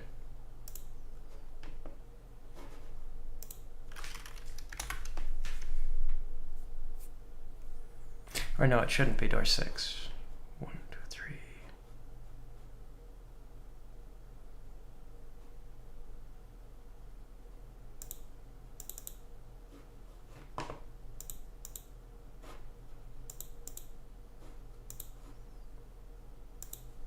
Shoot, no, yeah, it should be door 6.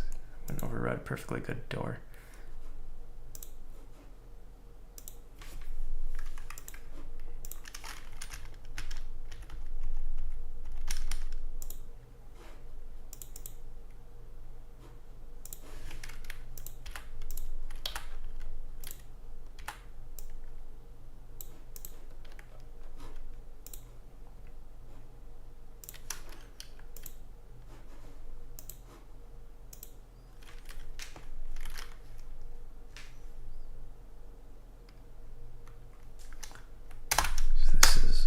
Door 7.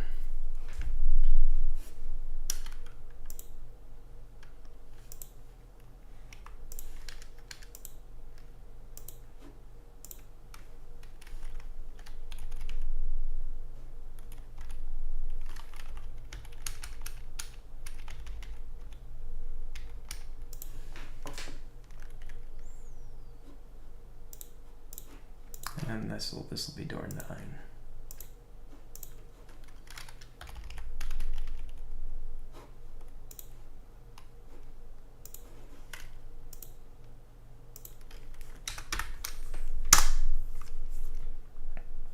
Yeah, the years kind of start running together as you look back, way back in like, yeah, 2013, 2014.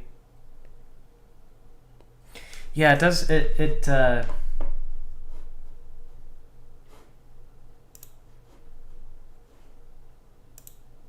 don't know, it's interesting times. Like lots of stuff was blowing up, and then it turns out lots of stuff was unsustainable, and then lots of things fell apart.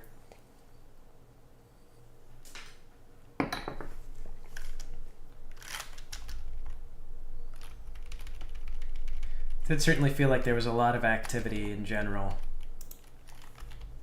Like just on the whole with everything.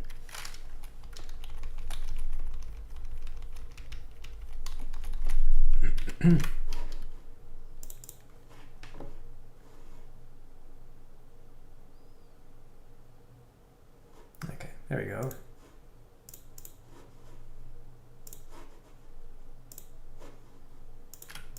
All right, let's change this to a blue door.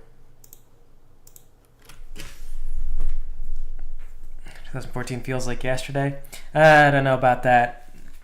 It feels like a while ago to me.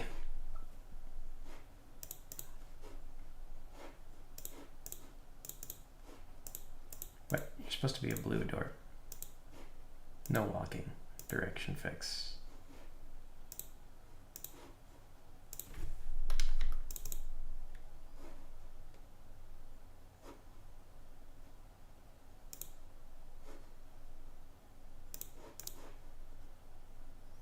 Okay, let's see how that looks, because it's all blown up. I can't really look at it.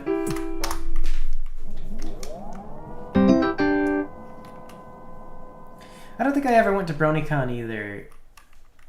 That one was in New York. I really haven't been over to hardly any of the East Coast ones. That looks alright.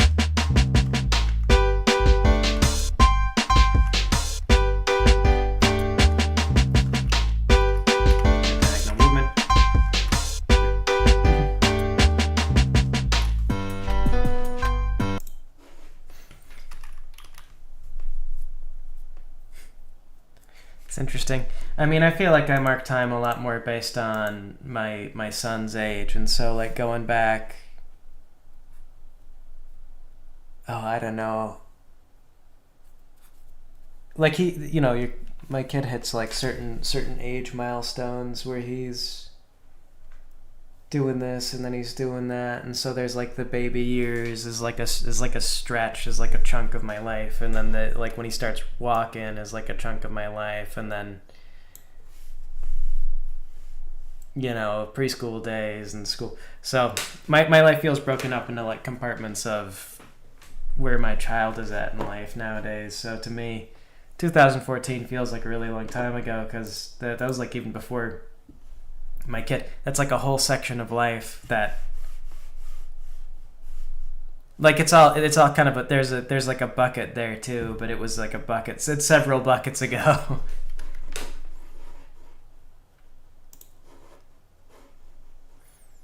Okay, I was thinking about doing like 2 houses over here, but they'd be more like,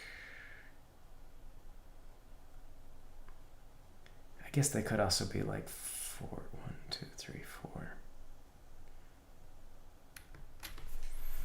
No, they ought to be 2, 3, 4. I guess that'd be reasonable, actually. You're 15 in 2014.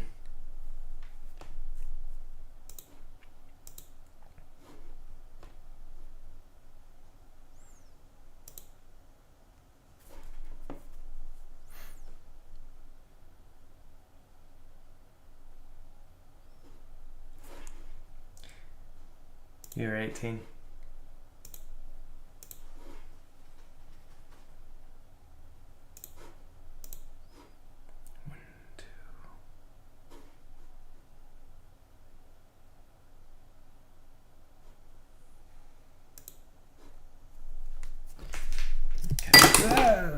Threw my pen.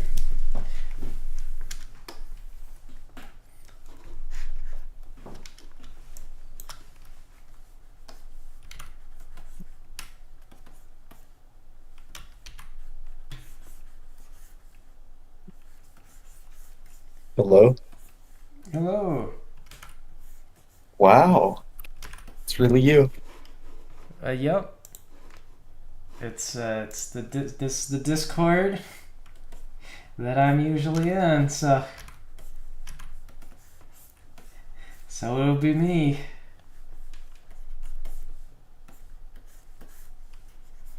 How's it go? Oh, goodbye, Gracie. It's amazing. It's amazing to see you, my friend. Like, uh, to see your work, got me through some tough times. Like, actually, in high school, it's crazy. I mean, honestly, it's some very good content, I must say. Thank you. Anyway, I'm very shy, so I haven't really talked to you very much, but I want to say that about your content. Yeah. There you Well, go. Also, like your recent content. Very nice. You've been doing it I, very well. Yeah, you following continue. the podcast? I gotta get get some of that done today. I meant to get it done yesterday, but had a doctor's appointment I had to take care of, Huh. so wound up not getting to. And today's gonna be the day we work on it instead. Yeah. Always loved your My Little Pony stuff.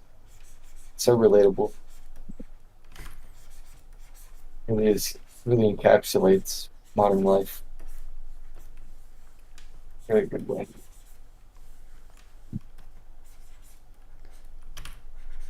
And we were so close. If only you started your channel 10 years in the future. You could have been producing AI goy slop. Just complete garbage. Just fucking AI and shit. Boomer. I mean, Boomer good. I don't think that the AI is really gonna replace all that much creative work or anything like that. I don't know. It's getting kind of close. I mean, I've seen it of a couple popular 3D animations and shit. Things that were kind of built for like generation. Uh, It's it's derivative is the problem with it. It can really only learn from what's already out there, and if it starts to replace too much content, then it can only learn from other AI. Um, they're also very power hungry, so they're not very profitable. There's a lot of things wrong with it. Like it's probably not going to actually take over. We've talked about this on the stream before, but one of the big problems with AI is not going to be, can it do your job? The answer is no, can't do your job. But you could a good salesperson could possibly convince your boss that it could do your job. So sure. yeah, you might get laid off by your boss, but then they'll have to bring you back. Realistically, you create kind of script outlines, things that could improve the process, but not necessarily replace it. I don't know. Think of like suggestions for words, when you're at a loss. It doesn't really degrade the creative structure. It could actually help it. I feel like AI products that are actually useful will be worth a lot of money in the future, at least. I mean, think about it. Like you could rigging, you could say rig it to do X, Y, Z, and if you don't like it, you can physically change it. But the basic work is done, and that means lazy or very poor people in like Pakistan could do it at like 20 cents an hour, just fill up the market. Rigging is actually one of the more expensive things that you hire people to do. I would expect that an AI designed rig would probably make too many mistakes. Like, if your rig is not well designed, you basically can't use it. So Sure. rigging would be a really good example of something that you would never want to delegate to AI because it requires too many like intelligent decisions about what it is you're trying to achieve, and it would make a lot of really stupid, detrimental choices that would actually add tons of cost to your project. Oh, Yeah, so that's true. But think about it. I mean, just for generative images, I mean, realistically, you could.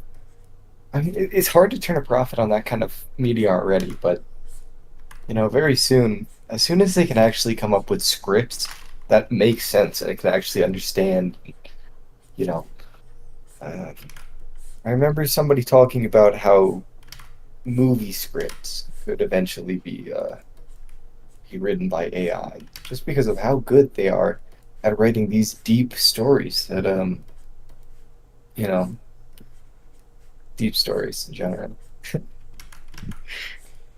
Uh, well, the they're AI kind of is gonna. like AI sucks in general, but it's good enough for some people. No, uh, I don't know. Fuck AI in general. I don't think it'll degrade creativity though. I mean, people will always create. Heck, it replaces people, then people have more free time, create things of passion. It's very optimistic. I think more likely what's going to happen is a AI did actually get involved in careers, for example, in translating. So as Uh, Google Translate got more effective, companies began to lay off their translators and they just started using Google Translate. And then what yeah, happened was it turns out Google Translate is a very ineffective like way of translating stuff. It's really yeah. not that good at it. Simple messages. It has no idea about like larger concepts or remembering ideas. Fucking AI. It'll make a lot of mistakes. And so what companies then did was after they laid off all their translators, they brought them back as like gig workers to correct the Google Translate. And from what I hear, the Google translation is worse than what a translator would have done. Pretty much every time. Oh, always. A human translator is 1,000 times better. I lived Yeah. in Thailand for a couple of years. I'm telling you, a human translator makes the difference. You know, you can get Thai ties and stuff 50 times faster. It's Well, great. Books but and shit.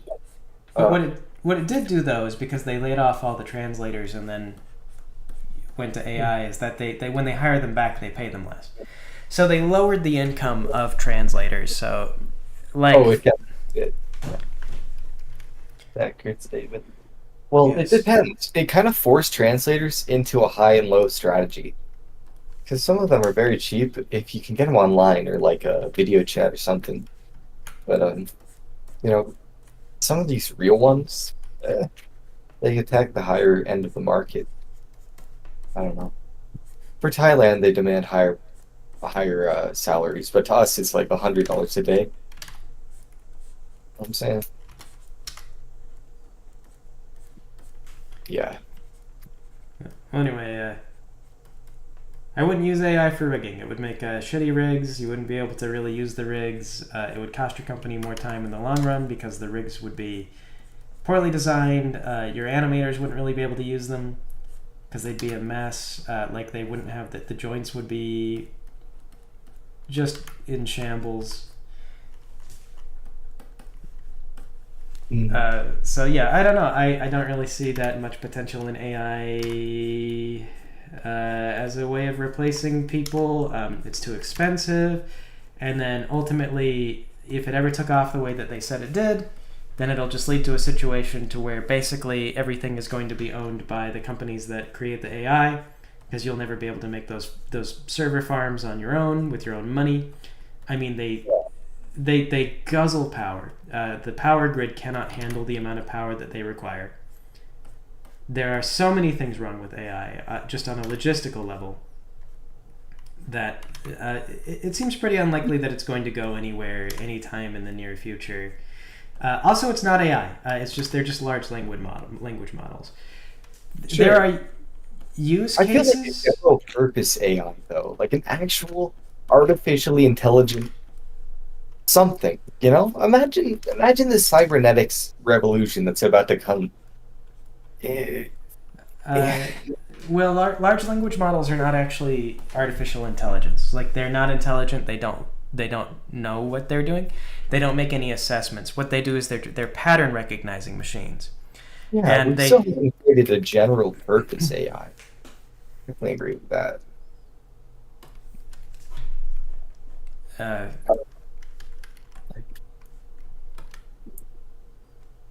Well, a general purpose AI, I mean, imagine pretty much a human being. These things aren't really sentient yet, but when they are, they're going to be a lot more valuable to us. uh, sure, but it's a different line of research. What you're seeing right now with like OpenAI and everything like that, like it's not that's not AI research. Those are large language models. Yeah, Like of course. it's a totally different totally different field. Like actual AI study is a totally different field. Well, not completely. I mean, these things can run on enormous servers, you know? I mean, they can replicate so much, so many features of life. It almost makes you question if they are alive. I don't know. Uh, Not really sentient yet. There's no proof of it, but I'm sure the it could happen. well, no, they're. I mean, they're not. They're not. They're not capable of reasoning. They don't. Like they can find patterns. And on a practical level, that's what they get used for. So, for example, they're used in astrophysics Okay. to find, like, if you're looking for a specific, like, if you're like, I need red stars, I need to find red stars. There's like billions of stars. Mhm. And so it's very challenging to find the stars that you're looking for. So you can use a large language model to sort through all that data, and you can tell it like this is a red star. This is what a red star looks like, and it'll recognize the red stars. It'll find them for you. It'll say here they all are, and it'll make some mistakes. You know, like about 5% of those stars will be the wrong thing, or 5 or 10%. These I think like advancements have saved a lot of time, for these people who are researching. I Very- think right now the general the typical error level is about 5%. Um, Sure. or 10. Like I said, 5 or 10. I can't remember what it is. I need the red stars. Wonderson. So yes, they make mistakes, but the fact is that like you go from billions of stars to like thousands of stars in a specific area, and then you can and then a human can eyeball the data and see like, okay, so this is a mistake, and they can throw out the stuff that they don't want, or they're kind of like the estimation is okay or whatever, or they're trained to use it and they understand that like the large language model doesn't give back a perfect assessment. It gives back like a flawed assessment that helps narrow down your overall work. Yeah. You think of AI as like a pattern recognition model, you know? What would you define it being sentient as? What makes it intelligent? The ability to take novel information and then make assessments on that novel information that is like accurate. Right. But couldn't a dog do that? Could it? Yes, a dog can take novel information and perform. So yes, a dog is smarter than a large language model. Like a dog is intelligent, a large language model is not intelligence. Damn. Where's the line then? Because a snail wouldn't be really intelligent. Well, actually, yeah, I guess any living life form would be more intelligent than a man-made. Than But most. it can develop so fast. You've seen this. They're expanding at a exponential rate. The amount of data that these AIs are based upon, and they are like orders of magnitude bigger each and every time. In 5 or 10 years, I mean, God knows how big they'll be. I mean, obviously they'll suck energy like fucking, Monica Lewinsky or stuff, or whatever the fuck. But it's what the fuck am I even saying? They might not get any bigger actually. They've already kind of taken as much information as they can get from the internet, and they might actually be about as big as they're going to get. They would have to find more trading data from somewhere, and this is one of the big problems with GPT-5 that they're running into right now, is they're trying to figure out like, okay, where can we get more data? And they pretty much can't, because GTP4 is already trained on all the data that Google has, and it's not enough. And even if you did train it on more data, if you were able to find more data for it to train on, it doesn't necessarily mean that it will become better at reasoning. It just is more data to base its patterns on. And the hope is that, like, okay, if we throw enough data at these machines, then at some point they're going to be able to recognize patterns a little bit better.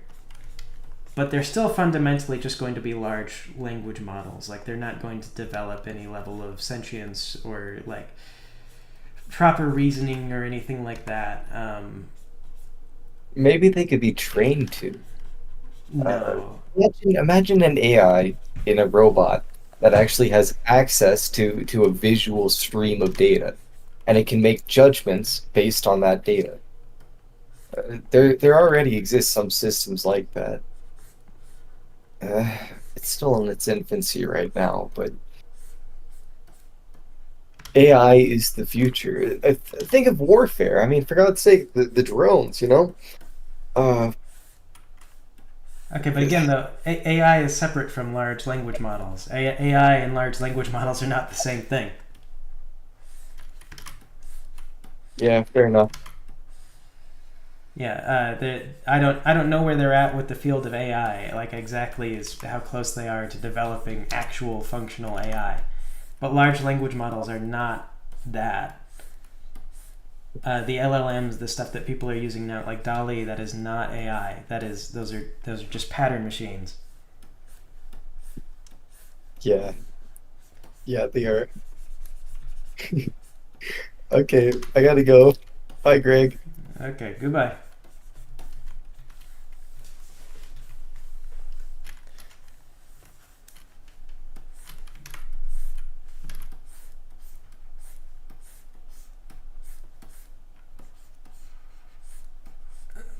this.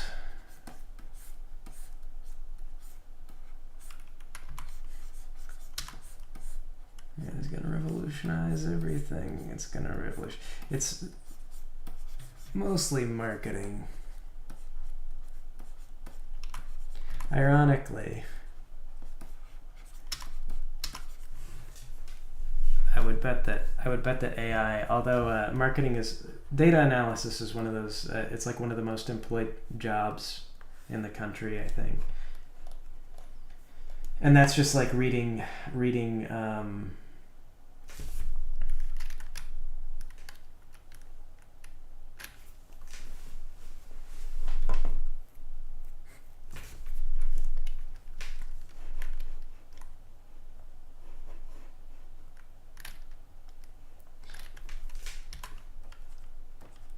I mean, see, I know my know my table is talking about like sentience. How do we classify sentience? I mean, it's like a philosophical question if you really want to get into it, but it doesn't. Honestly, it doesn't matter because the ultimate question is like, is this stuff going to be useful? And not in the way that they're trying to sell it to you. Like really the point of a lot of what they're saying about AI right now is to kind of pitch it as a product. It's like you should buy into the AI stuff, invest. Google's got another big thing coming out. Because I mean, like, that's their companies. That's what they do. Is they're always just trying to sell something. But I honestly don't. I don't really think that the AI is going to be anything like they're trying to sell it. It'll make problems for sure. But will it provide tons of solutions for every company? Like, I don't know. What I've read is that in a lot of cases, if your company needed AI or would benefit from AI, it's very likely that you're already using a type of AI. Because I mean, like, we already kind of have, or not, I mean, like a language model or whatnot. Like, I don't know, Google's, it's a marketing thing. Like, they're talking about like, oh, you can use AI to remove songs from your videos now. But it has always been like an LLM that identifies stuff. Like, that's how they've been doing it for this entire time. It's not new. It's like not, like maybe the model has changed some, but it's it's all just marketing to say like, oh yeah, you get to use the AI features. Wow.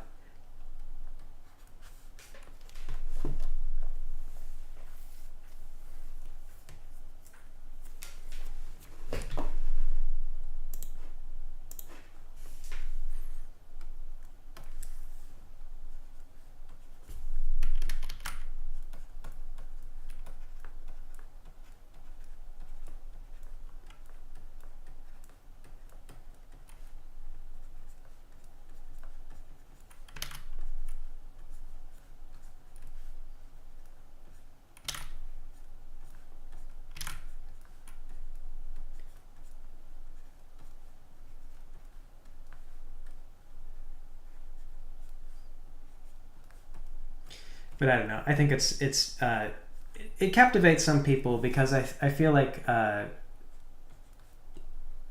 mean, it's one of those like hopeful for the future things. You kind of want things to be neat and cool and new and to not just be like, oh yeah, this is the tech market is stagnating, you know.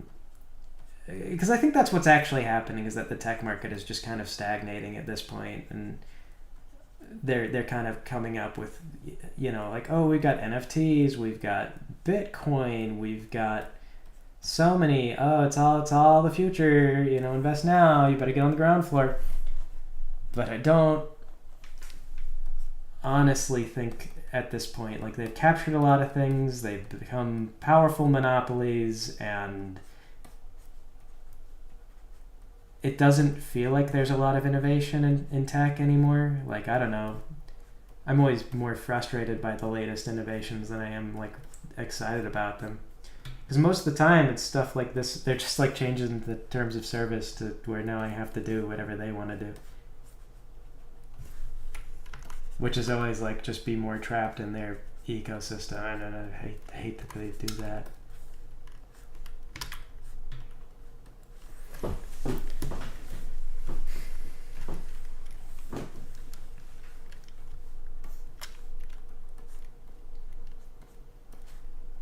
Yeah, there's stock stuff. I mean, like the stock value of the tech companies go up as long as people feel that there's a future where they're creating something novel and they're going to capture a new market. And so, like, you know, Mark Zuckerberg's like, oh yeah, we're going to do Meta and everybody's going to be Meta. And I have like a VR headset, and I think that VR is the most. I've never had as much fun in Skyrim as playing in VR. So there's like totally potential for games and stuff in VR. I like VR chat. I can hang out with my friends in VR chat, even though normally we're in different states and it would be hard for us to get together. I still see them in person sometimes, but like we did role playing games in VR chat for a while, and it was nice because we could walk away from each other and have little asides and things like that. And in the game world we were in, you could summon dice by raising your hands above your head, like dice just fell out of the sky. So it's kind of funny. It was like pleading to the dice gods. It was like, oh, please, dice gods, grant me victory. And you raise your hands up and everything. So there was like, I mean, there's like potential in VR and everything like that, but definitely not potential where it's like we give Mark Zuckerberg the key to our lives and he takes over. We trust him again. Hi, Greg. How you doing? Hello, I'm doing okay. Good to hear. Want to watch me count money? Uh, Not really. I want to Or watch sit? you count money, or are you just gonna like count money in the chat? I don't have a lot of money, right? Well, actually, I have a lot of money in front of me. I just don't know how much, so I don't count it on cam.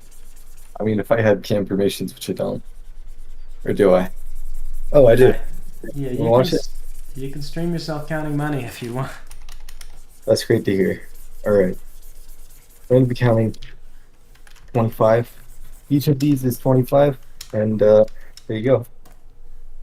I'm just gonna Okay. be counting them out. Why are you counting money? I have a lot of vending machines. I get this every week, so you know, I just have to count it. So I figure if I count it on here, I'll have a little entertainment, have a little fun. You know what I mean? A little whatever. Okay.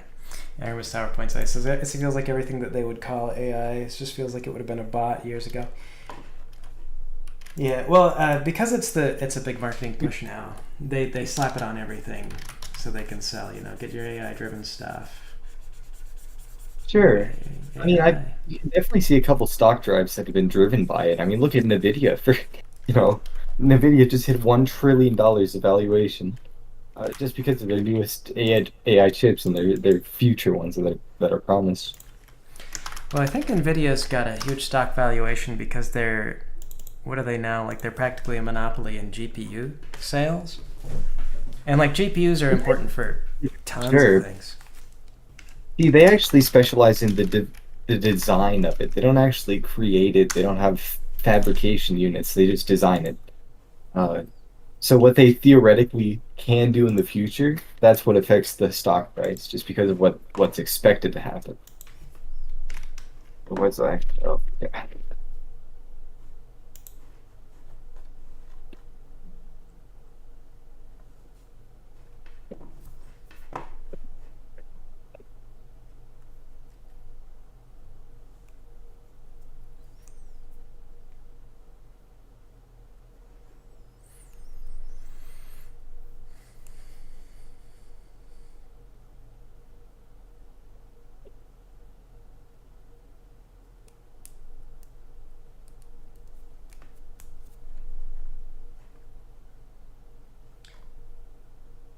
Yes.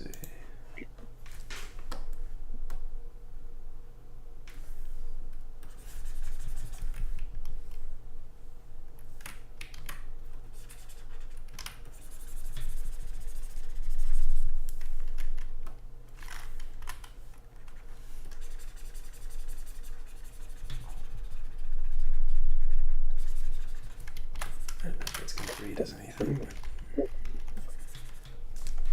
it is. Anyway, this is AMD. NVIDIA doesn't have a monopoly, but they do have a virtual monopoly in like high-end chipsets. Huh. Okay. That's cool. That's what Iffy is saying. Wow. Yeah, I'm not following that too closely. I do invest, but what I've been investing in is just index funds, because apparently that's the big Dude, thing. index funds. Oh my goodness. That's the only advice I'd give to anybody to go into index funds. They outperform the market 95% of the time. Unless you're literally investing with like Charles Schwab or some shit. Whatever the fuck. You don't know how to shop for GPUs. I mean, one of the a lot of people don't build their own computers. Yeah. Yes, a stable income is better. I mean, like, it's especially good for something like a long-term investment. Sure. Well, that's how you do it. You build stability over time. I mean, it's boring, but everybody, if you ignore it, you die at the end. A penniless individual. But I'm sure somebody of your caliber could die a millionaire if you just invest right. Which index funds? Any that I'd recognize? Like Vanguard or something? VTI. I'm not really into it so much, you know. I'm more of a cash kind of guy. Like investing in VTI. cash? Huh? Like investing in cash? Well, sure. Think of the American dollar. I mean, it's kind of stable. Everybody trusts it, so it definitely won't fail unless they keep pumping it forever. So I'm sure they'll never do. But hold hard cash, you know, feels good in your hand. You can trust it. But wait.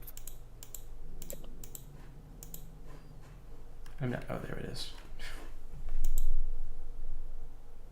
It's like my house isn't showing up.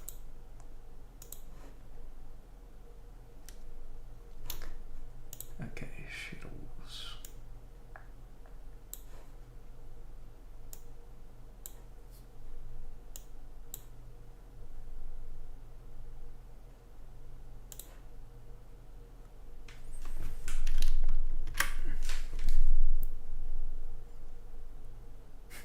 Professional investors are below a 50% accuracy rate for predicting the market. I think NPR did a whole segment on that, and that was something that came up. Was that surprisingly, professional investors have a very tough time predicting the markets, or like a much tougher time than you would expect. Sure. There's always a few sure, like absolutely sure things that you could invest in if you had some sort of information that made you believe that you knew better than the market, which could happen, you know, a number of ways, not necessarily illegal. But what was I saying? Oh, right. But yeah, index funds plus whatever you think is important. I would say 5 to 10% of your portfolio could be just random shit that you think is gonna like explode in value. Look, if SpaceX ever goes live, invest half of your fucking portfolio. I swear to God, it's gonna double overnight. Buy in as soon as possible. The hype is real. But that's just me. I mean, I just think that's the way forward. Uh, what do you think about Elon Musk? How he supported Trump? Do you have any feelings on Trump, actually? Try to come in here and stir up the most divisive politics we can get. I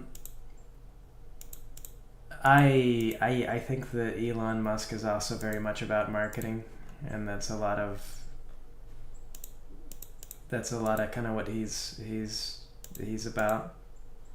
Sure. I mean, that's a big part why he's worth so much. He just knows how to market himself.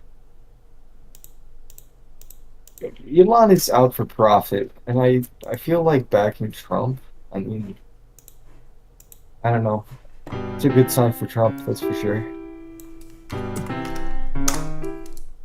A guy like that usually backs the winning horse. Yes, designing each house individually is psychotic. Thank you. This is one of these things that it's like this is going to be a lot more work than you normally go through or something like this.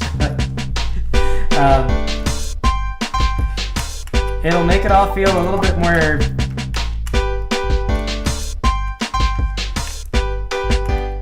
Oh. You want me to drop it? Okay.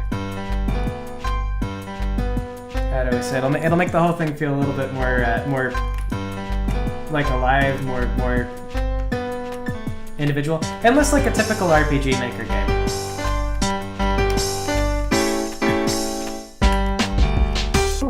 Not happy about the way diagonally much roof. You're doing game making? That's amazing.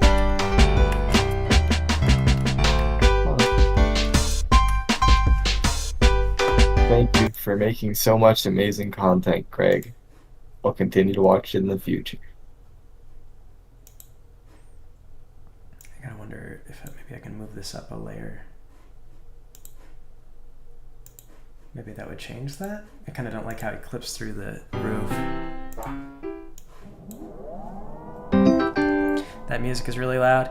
Yeah, I mean, it's turned up to 100%, and every time I launch it, I don't know if I can get the audio down. Maybe I can. It says it's that's just the RPG Maker program. WJS. I don't know. It doesn't bring up the actual game and the system thing, so I don't know. I hope you like this noisy music. Oh, hang on, actually. There we go. Spare you the suffering, huh?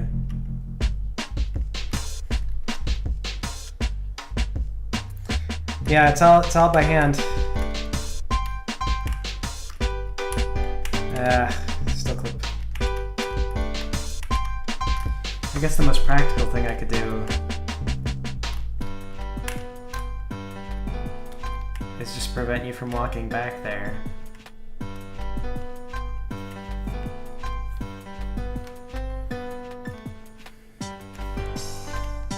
Yeah, I don't like the building tiles very much just because they...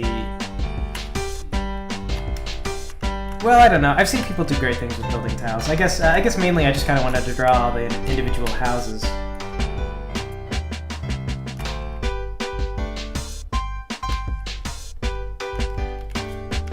Draw our own individual trees. But anyway, though, yeah, I'd like for it to feel like it's a high effort thing, and that if people are playing it, that they're not just playing like a phone, like something that's phoned in. Yeah, as soon as you start making a lot of different things. But there's only going to be one, like, Tickerton area, so we're really not going to see another like space like this. So if we do... I mean, I would just have to do one more house over here, and then after we do that house, we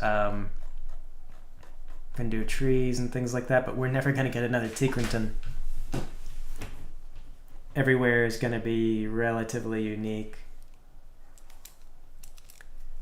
Your own building tiles. Drawing individual trees is where you draw the line. Well, I mean, I wanted to do like one or two different trees. I really like trees. Like, I've got one of the reasons we got the house that we live in right now is because there were a bunch of different types of trees. So we got like pine trees, sweet gum trees. Regret the heck out of that sweet gum tree. I got like an oak. We've got a I don't know, smaller, like a spruce. We got a birch in the back. It's like a huge birch. And then up the street, there's like a willow. It's not our willow, but somebody's willow. Oh, I guess. Okay, for the interiors actually are tile sets. There's some hand-drawn stuff. So, like for example, this junk on the table is all unique, but the floors are like a tile set, and the other stuff's a tile set. So these we are using tile sets for interiors. So that is a little better, and so I'm going to keep doing that. All the interiors will get tile sets. I might keep using this for Zeke's place, like Zeke's interior, but I haven't really. Zeke's difficult because Zeke's is gonna be like the shop where you buy everything. Oh yeah. No, I'm not gonna like hand draw every single interior. That would be pretty, but also tons and tons of work. So the grass is the same way. Like the grass is a tile set. This is a tile set. The fencing is a tile set. Yeah, sorry. When you asked, am I hand drawing this stuff? I don't know why. A bunch of things are hand drawn, and a bunch of things are unique to this room, but not all of it.